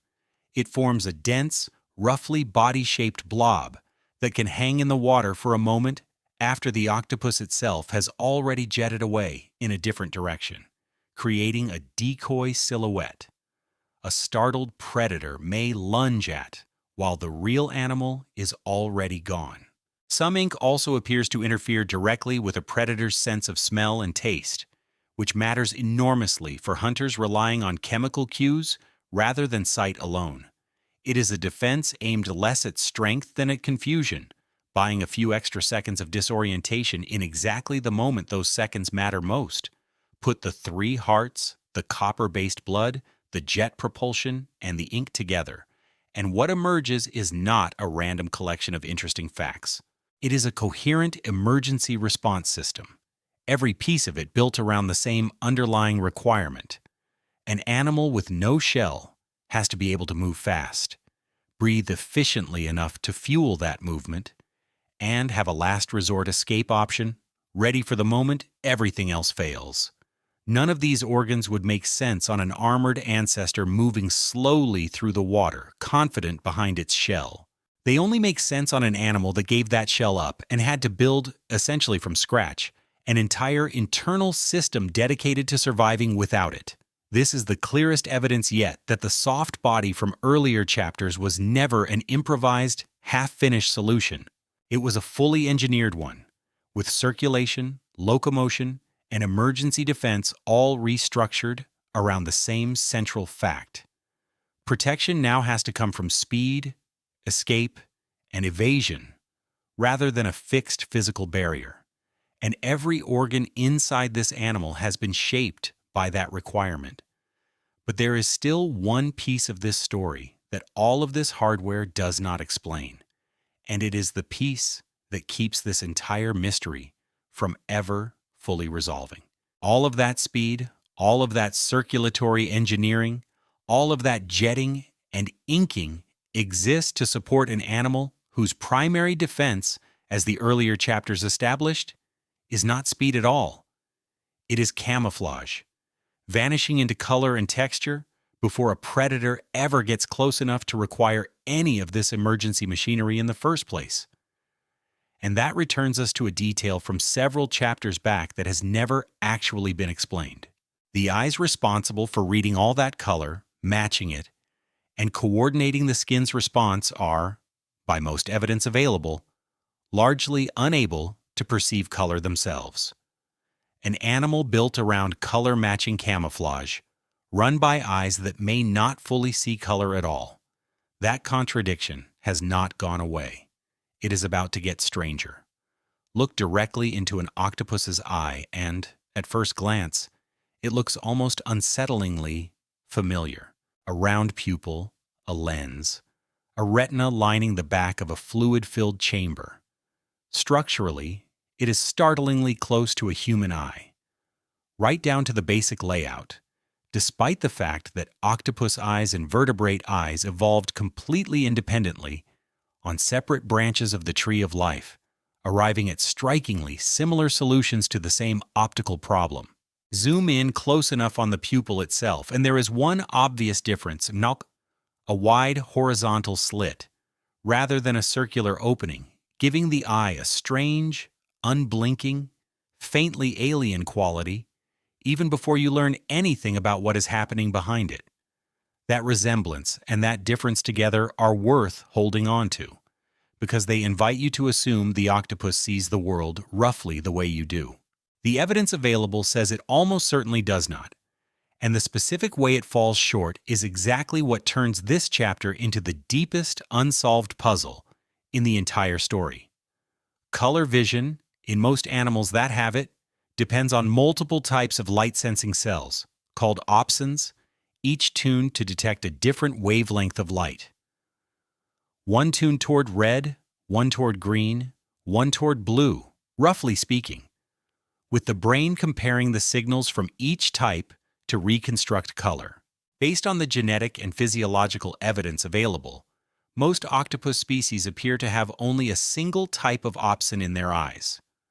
One channel, one kind of light-sensing input, rather than the several types needed to distinguish one wavelength of light from another the way color vision normally requires. That detail on its own would not be especially strange. Plenty of animals see the world in shades of gray, distinguishing brightness and contrast without ever perceiving hue, and evolution has never treated color vision as mandatory. A single opsin eye is a perfectly workable design for many lifestyles, and it clearly serves this animal well enough for detecting shape, motion, and contrast. The problem is not that the octopus might be colorblind. Plenty of successful animals are. The problem is what the octopus is doing with that eye. Go back to Chapter 5 and the skin, the chromatophores, the iridophores, the leucophores, all working together to match, in vivid, specific color, whatever surface the animal happens to be sitting on. An octopus does not simply blend into a generic gray background. It matches reddish coral, matches pale sand, matches the specific greenish tint of a particular patch of algae, adjusting its own coloration with what looks, to any observer with normal color vision, like genuine precision. That is not a defense that should be achievable by an animal working from a single channel of light information. Matching color, by definition, requires being able to tell one color apart from another. And by the most direct reading of the evidence in its eyes, this animal may not be able to do that at all. This is where honest science has to sit with genuine discomfort rather than rushing toward a tidy resolution, because there is no fully settled answer to this contradiction yet. What exists instead are competing hypotheses, each attempting to explain how a seemingly colorblind animal produces color-accurate camouflage, and none of them has been established as the definitive answer. One leading idea focuses not on the eyes at all, but on the skin itself. Researchers have found evidence that octopus skin contains light-sensitive proteins, the same general family of opsins normally associated with eyes, embedded directly in the skin tissue, in areas far away from the eyes entirely. Test that skin under laboratory light and, remarkably, it responds, contracting or adjusting in ways that suggest the tissue itself is registering something about the light striking it, independent of whatever information is coming in through the eyes above. If skin cells themselves are capable of detecting light in some limited way, that raises the striking possibility that an octopus is not relying purely on its eyes to read the color of the surface beneath it. The skin, in some fashion not yet fully understood, may be sensing light directly, potentially feeding information into the same system that controls the chromatophores, without necessarily routing everything through the eyes and the central brain at all. If that turns out to be even partly true, it would mean the octopus is not simply matching what it sees. It may be matching what its entire body, distributed once again the way its nervous system is distributed, is independently detecting. A second hypothesis approaches the same problem from the eye itself, rather than the skin. Some researchers have proposed that the octopus's unusually shaped pupil, a wide, horizontally elongated slit in many species, combined with the particular optical properties of its lens, could allow it to extract limited color information through a phenomenon called chromatic aberration, where different wavelengths of light focus at slightly different points inside the eye. In principle, by shifting focus slightly and comparing how sharply different parts of an image resolve. A single opsin eye might be able to extract a crude approximation of color information indirectly, without ever needing a second or third type of color-sensing cell at all. It would not be color vision in the way we experience it. It would be something closer to inferring color through blur, a workaround rather than a direct sense. Neither of these explanations has been proven to be the whole story, and it is entirely possible that both are contributing something alongside mechanisms nobody has fully identified yet. Picture the two ideas side by side, the way a researcher might sketch them on opposite halves of a whiteboard. One arrow running from the skin directly to the chromatophores, bypassing the eyes and brain almost entirely, the other running through the eye's own optics, extracting color indirectly through blur rather than through dedicated color receptors. Both diagrams are plausible. Neither has been confirmed as the actual pathway. That uncertainty is not a gap in this chapter's research. It is the honest state of a genuinely unresolved area of biology, and treating it as settled in either direction would be dishonest to what is actually known. Sit with that for a moment, because it is one of the strangest positions this entire story has reached so far. Every other mystery covered up to this point, why the shell disappeared, how the soft body survives, where the nervous system's processing actually happens, has had at least a leading, well-supported explanation, even where some details remain debated. This one does not. Scientists studying one of the most visually sophisticated camouflage systems in the entire animal kingdom still do not fully agree on how the animal producing it can even perceive the colors it is so precisely reproducing. It is a rare thing, in a field this thoroughly studied, to find a question this basic still sitting fully open. That should not feel like a disappointing note to end this thread on. If anything, it is the opposite. An animal capable of matching specific detailed colors using an eye that appears built to see only shades of gray is not a mystery that gets less impressive the longer it stays unsolved. It gets more impressive because whatever mechanism is actually responsible, skin-based light sensing, optical chromatic tricks, some combination not yet identified, or something else entirely, it is clearly doing something that current science has not fully mapped out yet. The uncertainty itself is evidence of just how far outside normal biological expectations this animal is operating. This is also the moment where the phrase this whole series keeps circling back to earns its full weight. An animal with a distributed nervous system spread through its arms, a body that can flow through gaps the width of a coin, a defense system built on real-time color and texture, matching that its own eyes may not even fully support. This is not simply an intelligent animal in the way that phrase usually gets used. It is an animal solving problems, using tools and sensory pathways that do not map cleanly onto how any other well-studied animal solves them. Every chapter in this story has been chipping away at the assumption that smart only looks one way. This is the chapter where that assumption finally, completely breaks. And yet, for an animal this capable, this engineered, this quietly extraordinary at every level from its skin to its nervous system to its unresolved eyes, there is a detail waiting in the next chapter that cuts hard against everything built up so far. Despite all of this, despite the mind, the camouflage, the emergency machinery, the sheer inventiveness on display in every system covered, most octopuses do not live very long at all. The most sophisticated invertebrate mind known to science is, in almost every species studied, given only a year or two to use it. Somewhere on the seafloor, a female octopus has stopped eating. She settled into a den weeks earlier, laid a mass of eggs strung in delicate clusters from the rock above her, and since then has done almost nothing else.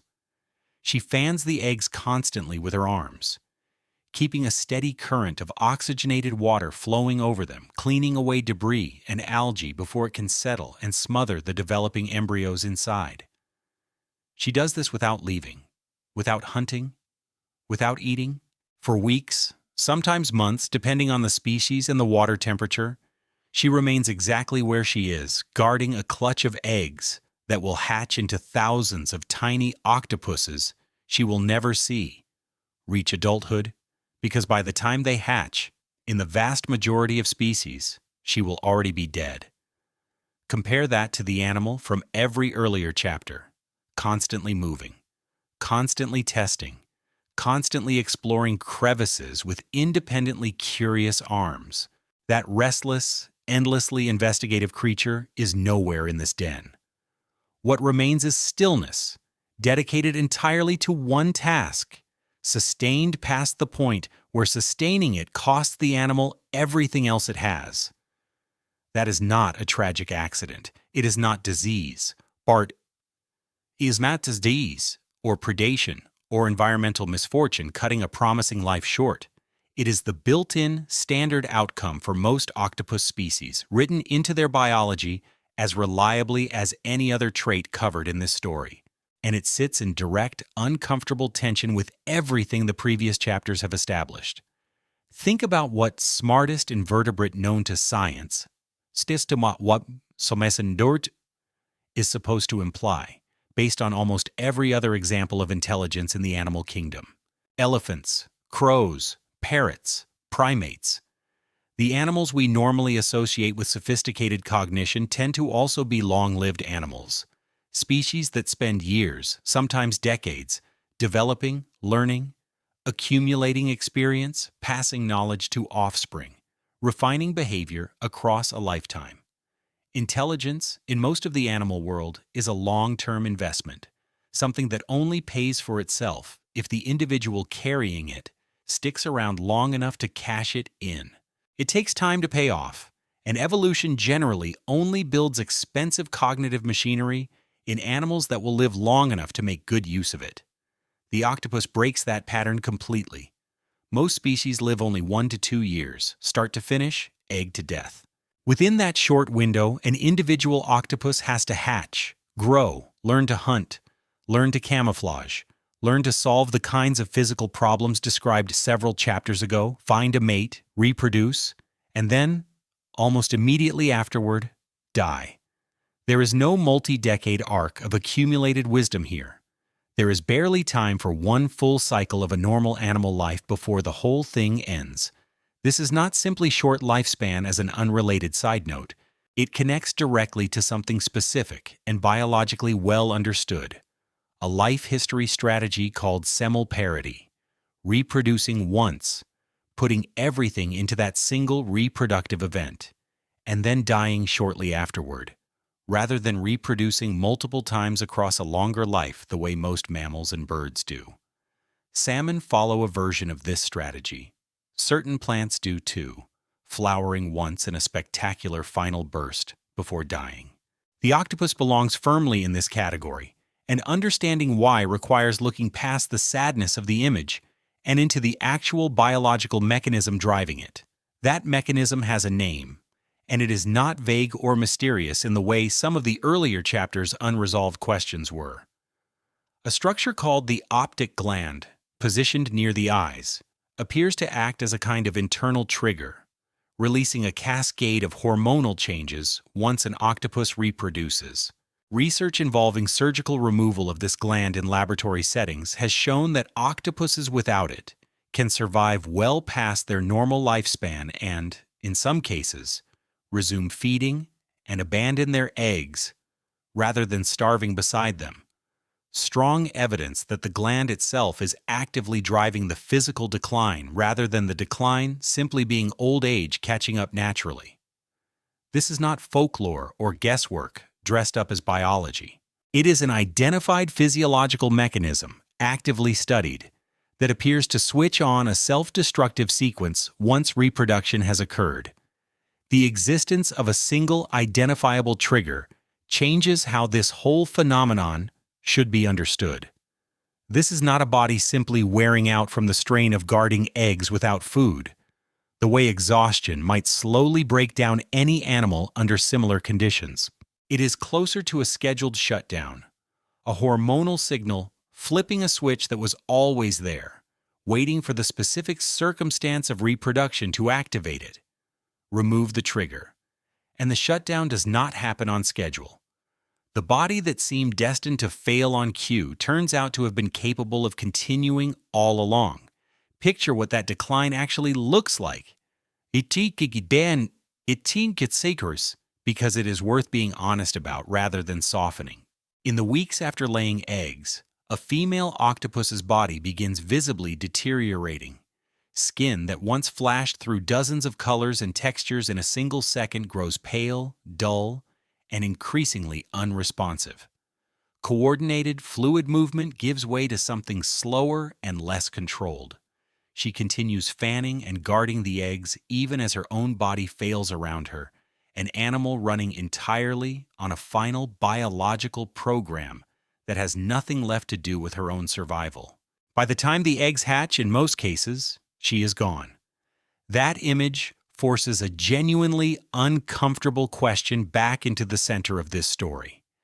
Every earlier chapter built toward the idea that this animal replaced armor with intelligence, that losing the shell forced the evolution of a mind sophisticated enough to solve novel problems, read its own skin's light-sensing signals, and coordinate a body with no fixed shape. If that intelligence is this real, why would evolution also build in an internal switch that shuts the whole system down almost immediately after a single reproductive event? Why invest this much complexity into a body and then give that body barely any time to use it? The honest answer requires stepping back from the assumption that a longer life is automatically the better evolutionary outcome. It rarely is, in any absolute sense. It is only better under specific conditions. Conditions that favor learning, teaching, repeated reproduction, and long-term investment in offspring. Octopuses, largely solitary and living in environments where predation pressure on adults remains constant and severe throughout their lives, may simply be operating under a different set of conditions entirely, ones where surviving long enough to reproduce once, and then investing everything remaining into protecting that single clutch of eggs, produces more surviving offspring on average than trying to survive multiple reproductive cycles, while continuing to face the same relentless predation pressure the last several chapters have described. Under that framing, semal parity is not a flaw in an otherwise brilliant design. It is a different kind of optimization, one that trades longevity for maximum investment in a single, decisive reproductive event. The same intelligence that helped an individual octopus survive long enough to reach reproduction in the first place is not wasted by a short life. It is precisely what made reaching that reproductive event possible at all, in an ocean this dangerous, for an animal with no armor and no long-term safety net. Still, there is something genuinely dark sitting inside this reversal that deserves to be named plainly rather than smoothed over. The same body that solved so many extraordinary problems, the flowing escape through impossible gaps, the color-matched invisibility, the distributed thinking spread through 8 arms, is also a body carrying its own internal expiration switch, one that activates automatically the moment its single reproductive purpose has been fulfilled. This is not an animal that dies because the ocean finally caught up with it. In the majority of cases, it is an animal programmed, at a hormonal level, to end its own life on a fixed internal schedule, regardless of how much fight might still be left in it. Everything this story has admired about this creature was, in the end, working on borrowed time from the moment it hatched. That raises an entirely new kind of problem for the story this documentary has been building. Everything remarkable about the octopus, the mind, the camouflage, the flexible problem-solving, exists inside a single individual for barely more than a year, sometimes less, before that individual is gone entirely. There is no elder octopus passing hard-won knowledge to a new generation. No extended childhood spent learning from parents who survived their own early dangers. Whatever this animal knows by the time it dies simply disappears with it, as completely as if it had never been learned at all. which raises an uncomfortable question about everything this story has called intelligence up to this point. If the knowledge does not survive the individual, how does an entire species end up this capable, generation after generation, with seemingly nobody around to teach the next one anything at all? A newly hatched octopus, barely larger than a grain of rice, drifts up from the seafloor into open water, carried by currents it has no control over, surrounded by thousands of siblings it will likely never see again after the first few hours of its life. There is no parent waiting nearby to guide it. In most species, the mother who produced it died guarding the eggs weeks before they ever hatched. The father, in most species, was never involved past a single brief encounter months earlier, and has typically died as well by the time the eggs hatch. This tiny, translucent animal is entering open water completely alone, with no adult of its own kind anywhere nearby to show it anything. Watch that dispersal happen, and it looks less like a birth and more like a scattering. Within hours, siblings that hatched from the same clutch side by side are pulled apart by currents in different directions, some drifting toward open ocean, some toward reef, most never to encounter each other again in any meaningful way, even if they do survive. There is no nursery, no sheltered stretch of seafloor set aside for the young to grow up together under watchful supervision. Just an enormous, indifferent volume of water, and an animal the size of a grain of rice already on its own inside it. That single, striking image should feel wrong based on everything the rest of the animal kingdom has taught us to expect from intelligent species. Every other example of sophisticated cognition covered so far in this story, elephants, crows, parrots, primates, comes bundled with something else, something that seems, on the surface, almost inseparable from intelligence itself: social learning. Parents or groups that stick around long enough to demonstrate behavior, correct mistakes, and pass down solutions to problems that took previous generations a long time to work out. A young elephant learns migration routes by following its mother for years. A young chimpanzee watches adults crack nuts with stones for months before attempting it.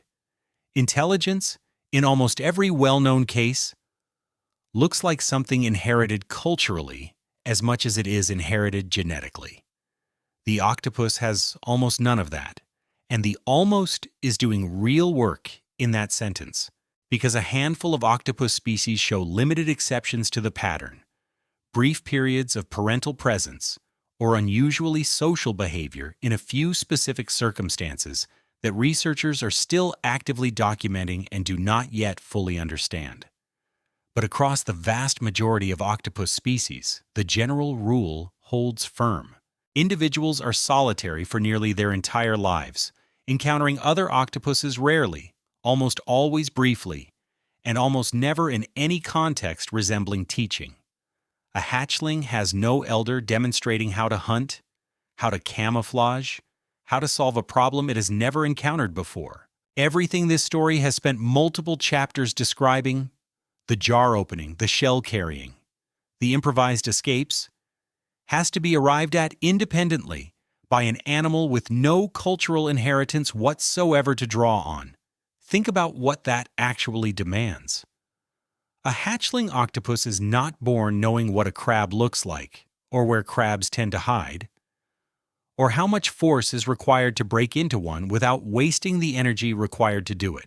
It is not born already understanding how far its own body can compress to fit through a given gap, or what surfaces best suit which camouflage pattern, or how to recognize the specific silhouette of a predator against open water. Every one of those skills, developed and refined across the tiny fraction of a lifetime this animal gets, has to be built from nothing, by direct trial, observation, and consequence, without a single adult ever stepping in to shortcut the process. This is where the earlier chapter's description of the octopus's nervous system stops being an abstract curiosity and becomes the load-bearing explanation for how any of this is even possible. A distributed nervous system, spread through arms capable of independent sensing and local processing, combined with a level of flexible, on-the-spot problem-solving sophisticated enough to unscrew jars and escape secure enclosures, is not simply an impressive feature layered on top of a normal life history. It appears to be the only way an animal without teachers, without culture, without any adult guidance whatsoever, can still arrive, entirely on its own, at solutions complex enough to survive an ocean full of exactly the kind of relentless, fast, hard-jawed predators described several chapters ago.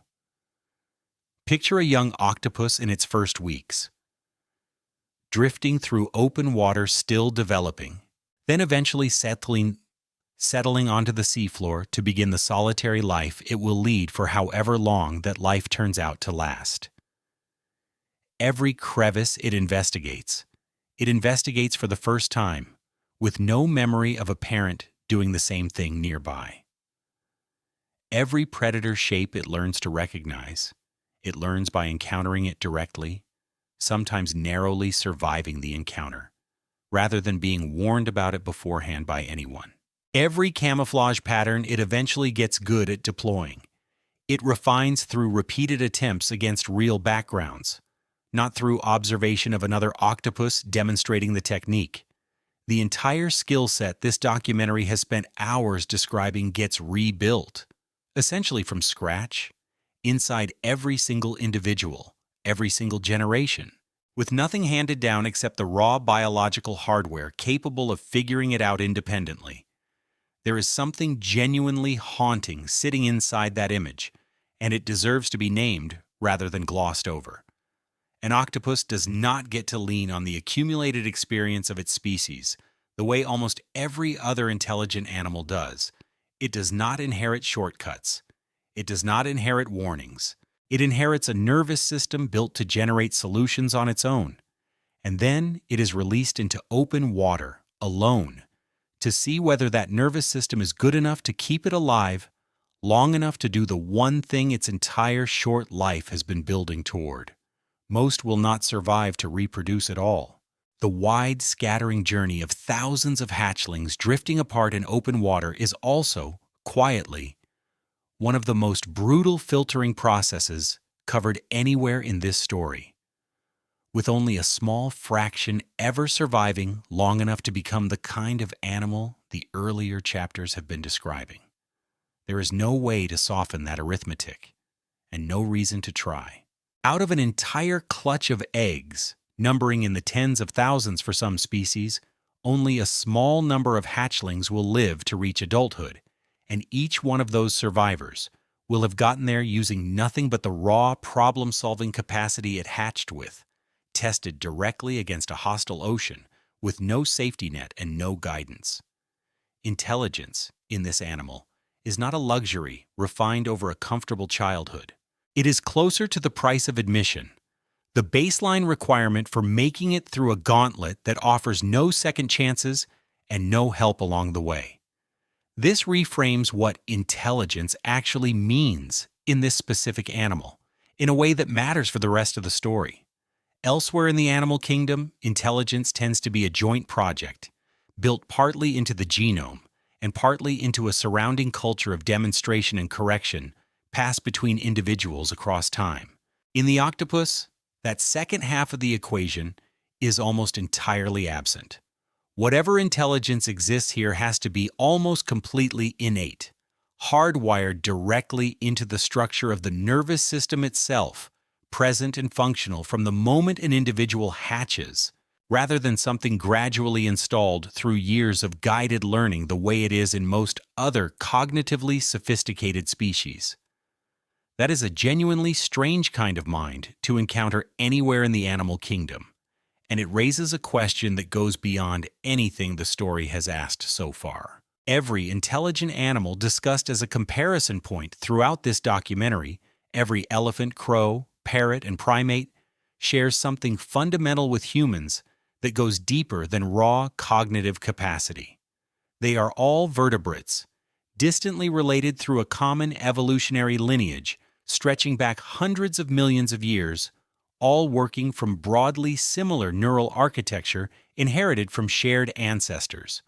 The octopus shares almost none of that. Its nervous system, its distributed processing, its entire approach to solving problems evolved on a completely separate branch of the tree of life, diverging from the lineage that eventually produced vertebrate brains an almost unimaginably long time ago. Which means the question this story has been circling since the very first chapter is not simply, how smart is this animal?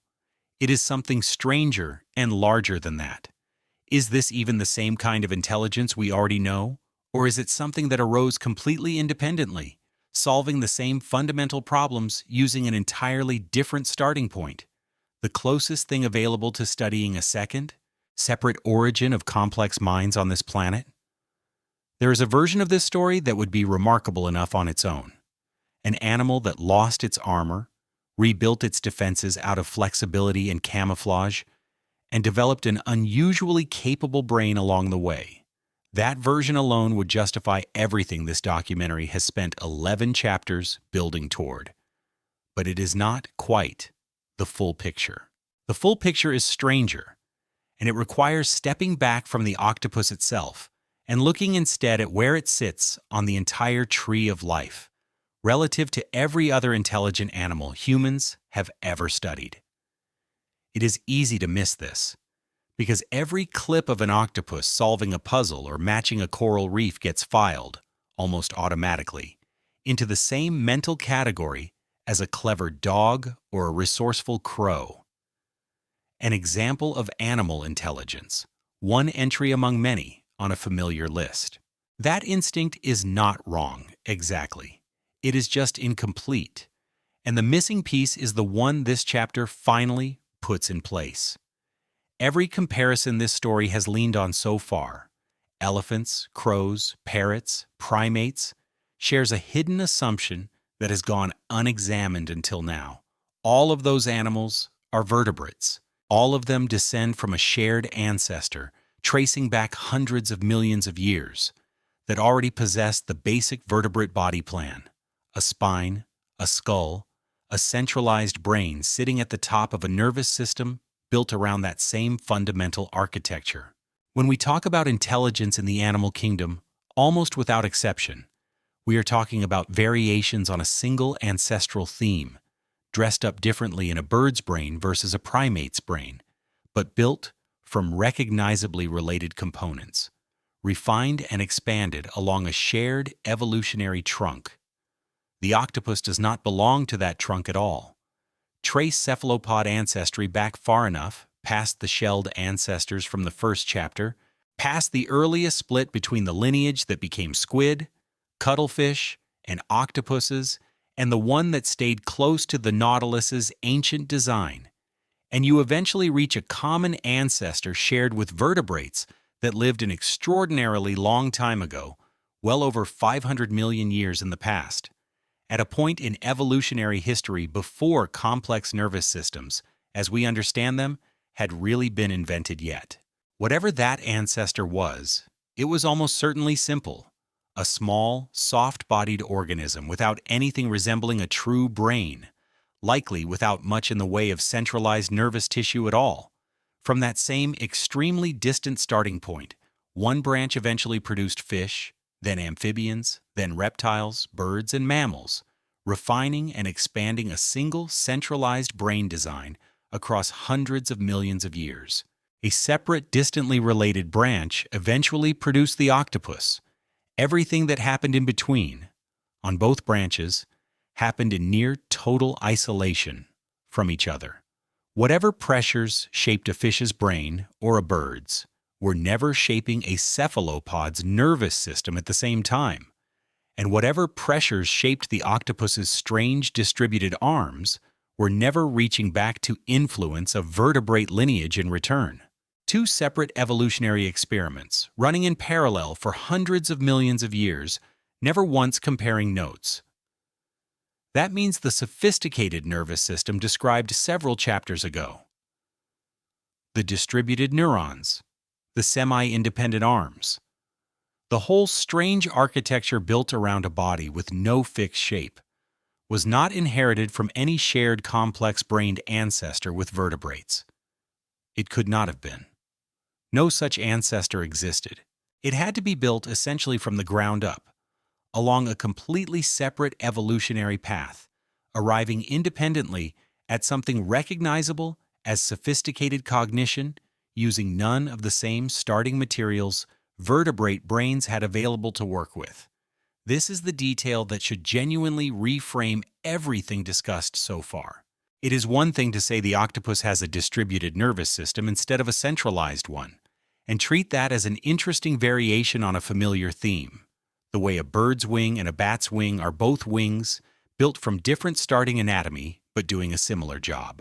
It is a considerably stranger thing to say that complex, flexible, problem-solving intelligence itself appears to have evolved twice on this planet, independently, from two almost totally unrelated evolutionary starting points, arriving at two very different physical solutions to something functionally recognizable as a mind. There is genuine, active scientific interest in trying to understand what made this second, independent path even possible. One area researchers continue to investigate involves an unusual pattern discovered in cephalopod RNA. The molecular messages a cell uses to translate genetic instructions into working proteins. Cephalopods, including octopuses, appear to edit their RNA extensively, adjusting the final instruction cells use for building certain proteins far more often than most other animals do. What this editing is actually accomplishing, and how directly it connects to the octopus's unusual nervous system and cognitive flexibility, remains an active and only partially resolved area of research. It would be premature and dishonest to the current state of the science to claim this single mechanism fully explains octopus intelligence. But it is a genuinely striking piece of biological strangeness sitting alongside everything else this story has already described. One more indication that this lineage has been solving its problems using tools that look meaningfully different from the vertebrate toolkit at almost every level, right down into the molecular machinery of its own cells. Picture the two family trees side by side, the way a researcher might sketch them across an entire wall. On one side, a single ancient branch point leading toward vertebrates, expanding outward over hundreds of millions of years into fish, reptiles, birds, and mammals, each new twig refining a shared, inherited brain design a little further. On the other side, an entirely separate branch leading eventually to cephalopods that had to independently reinvent complex neural processing using its own distinct starting materials, arriving somewhere that, from a distance, looks surprisingly similar in outcome. Genuine problem-solving, flexible behavior, sophisticated sensory processing, despite having almost nothing in common in terms of underlying structure. Two minds evolved independently, sitting in the same ocean, solving many of the same basic survival problems using almost entirely different biological machinery. Stand back far enough from that diagram, and the strangeness comes into full focus. Somewhere near the base of that wall, two branches split apart, one carrying almost nothing resembling complex thought, the other carrying just as little. Follow each branch forward across the same enormous stretch of time, and both eventually arrive at something capable of recognizing a problem, testing a solution, and adapting when the first attempt fails. Nothing about that outcome was guaranteed on either branch. It happened twice anyway, independently, on opposite sides of the same tree. That comparison is the closest thing available, anywhere on Earth, to studying an alien intelligence without leaving the planet. Every other animal humans have ever studied for signs of advanced cognition shares. At minimum, the same basic vertebrate nervous system as a starting point, the same fundamental blueprint refined differently across different species, but never truly reinvented from scratch. The octopus offers something categorically different. A second independent experiment in what a complex mind can look like, run entirely separately from the experiment that eventually produced human cognition, with no shared complex-brained ancestor anywhere in between the two outcomes. This should recalibrate one final time exactly what this whole story has actually been circling since its opening chapter. Smartest animal in the ocean was always the surface-level hook, the version of this claim built for immediate impact. What the evidence across every previous chapter actually supports is narrower, more carefully qualified, and once you sit with it, considerably more unsettling. The octopus is very likely the most cognitively sophisticated invertebrate currently known to science, and it achieved that sophistication using a nervous system that evolved along a path completely separate from every other intelligent animal humans have ever studied. Not a variation on a familiar kind of mind, a different kind of mind altogether, arrived at independently. Sitting in the same ocean as every other intelligent creature this documentary has used as a comparison point. And all of it. Every strange system this story has described, one chapter at a time. The flowing body, the color-shifting skin, the distributed arms, the three hearts, the short, brutal life, the complete absence of teachers or inherited knowledge, traces back to a single starting point sitting at the very beginning of this entire documentary. None of this had to happen. An ancestor carrying a working, effective shell did not need to become any of this. Something in the deep ocean made keeping that shell more dangerous than losing it. And once it was gone, every single system this story has covered had to be built, essentially from nothing, to fill the space that single piece of ancient armor left behind. The shell was not simply lost. Every strange, alien, remarkable thing this animal has become was the direct, traceable cost of that one decision. Picture the Nautilus one more time, drifting in the dark water it has occupied, in more or less this same form, for longer than almost any other living design in the ocean. Its shell catches what little light reaches it, coiled and pale, and unchanged across an almost incomprehensible stretch of time. It is, in its own way, a success story. It solved the problem of survival a very long time ago, and it has not needed to solve it again since. There's a kind of quiet dignity to that, an animal that found an answer early and simply kept using it, generation after generation, while the ocean around it filled with things that could not say the same. Now picture the octopus beside it, on the same patch of seafloor, in the same dark water, no shell, no armor, nothing hard anywhere on its body except one small beak.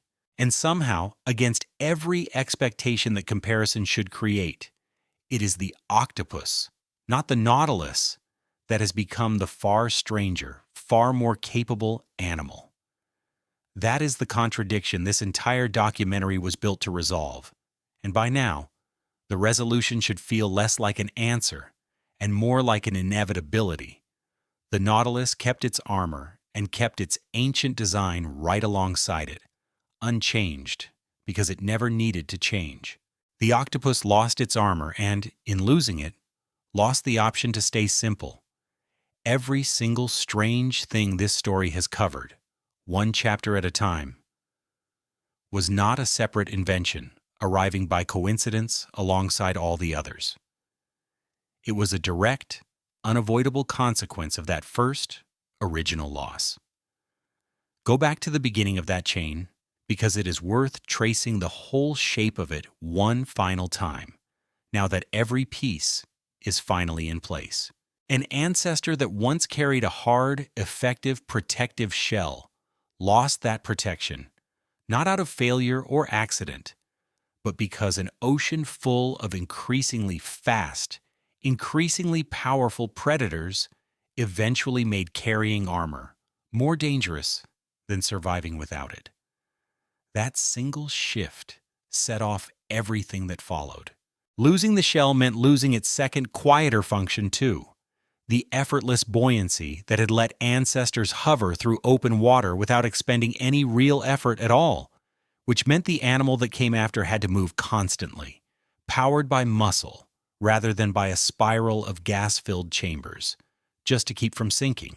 That constant need for movement produced a body built entirely around softness instead of rigidity.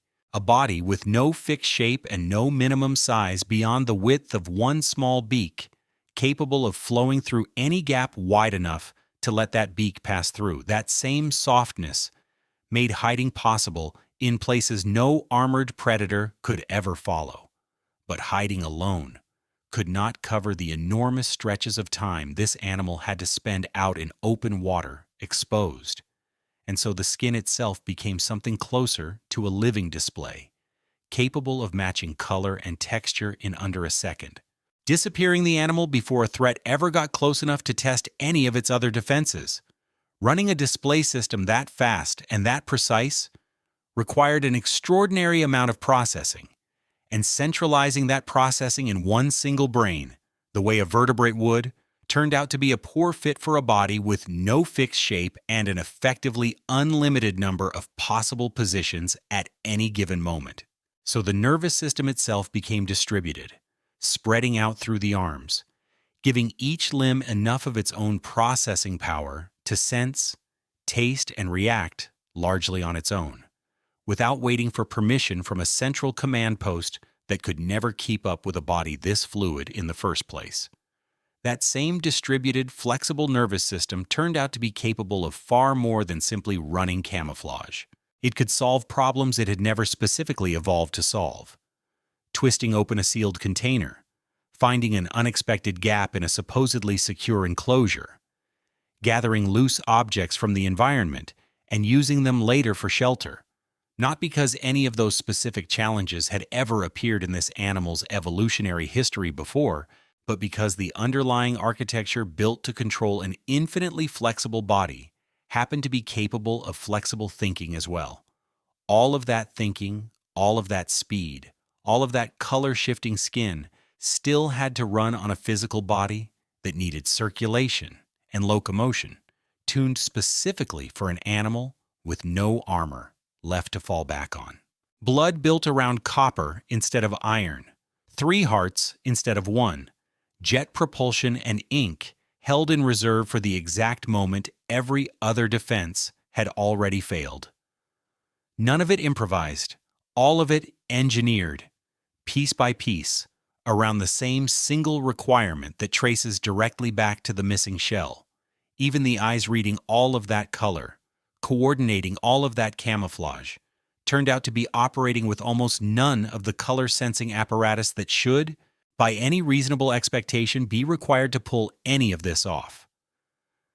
A mystery science still has not fully closed, sitting exactly where it should, unresolved, at the center of an animal built from unresolved compromises stacked on top of each other.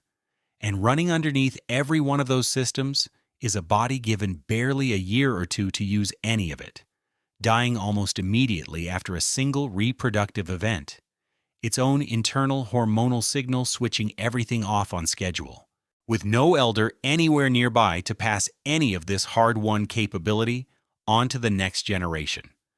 Every hatchling has to rebuild the entire toolkit from nothing, alone, using a nervous system that evolved on a branch of the tree of life that split away from anything resembling a vertebrate brain over 500 million years ago, arriving independently at something recognizable as a mind, using none of the same starting materials. That is the full chain, start to finish, and none of it required a new fact to explain. It required only following one decision all the way through to its end. A shell, kept for a long time, was eventually judged, by the blind arithmetic of survival, to be worse than no shell at all. And once that judgment was made, everything else in this story became necessary. The soft body was necessary. The camouflage was necessary. The distributed mind was necessary. The short, brutal, solitary life was necessary. Not separate strokes of evolutionary luck, arriving one after another by coincidence, but a single cause working its way through an entire body, one system at a time, until almost nothing about the original animal remained recognizable. There is a version of this story that treats the shell's disappearance as a loss, and it is not entirely wrong to see it that way. Protection was lost, effortless buoyancy was lost.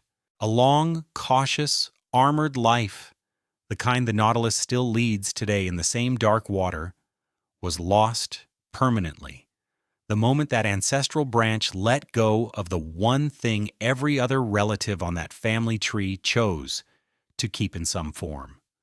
But calling it only a loss misses the stranger. More accurate reading sitting underneath everything this documentary has now shown. The shell was not simply lost. It was traded. Whether or not anything involved in that trade ever had the ability to understand what it was choosing and what it bought, across an unbroken chain of consequences, running from that first decision all the way to the animal drifting through dark water right now, was a mind unlike anything else evolution has ever produced on this planet. Watch that animal one more time, settling onto a patch of mottled rock, the way it has settled onto countless patches of rock before, across countless individual, unconnected lives, none of them long enough to remember the last one. The color begins to shift. The texture begins to rise and fall across its own skin. Within a second, there is no visible outline left at all. No shape a predator's eye could lock onto. Nothing where a moment ago there was clearly an animal. It is not hidden behind anything. It has not retreated into armor the way its ancient relative beside it still can. It has simply stopped being visible, using a system built from nothing but soft tissue, borrowed light, and a mind that owes its entire existence to the one piece of armor this lineage was forced to leave behind. The Nautilus is still out there too, coiled and unchanged, carrying the same design its ancestors carried before this whole story ever began. It kept the shell. It kept the safety, and it never had to become anything more than what it already was. The octopus gave that up, and it is still down there, in water too dark for us to see all the way into, thinking in a way we are only beginning to understand.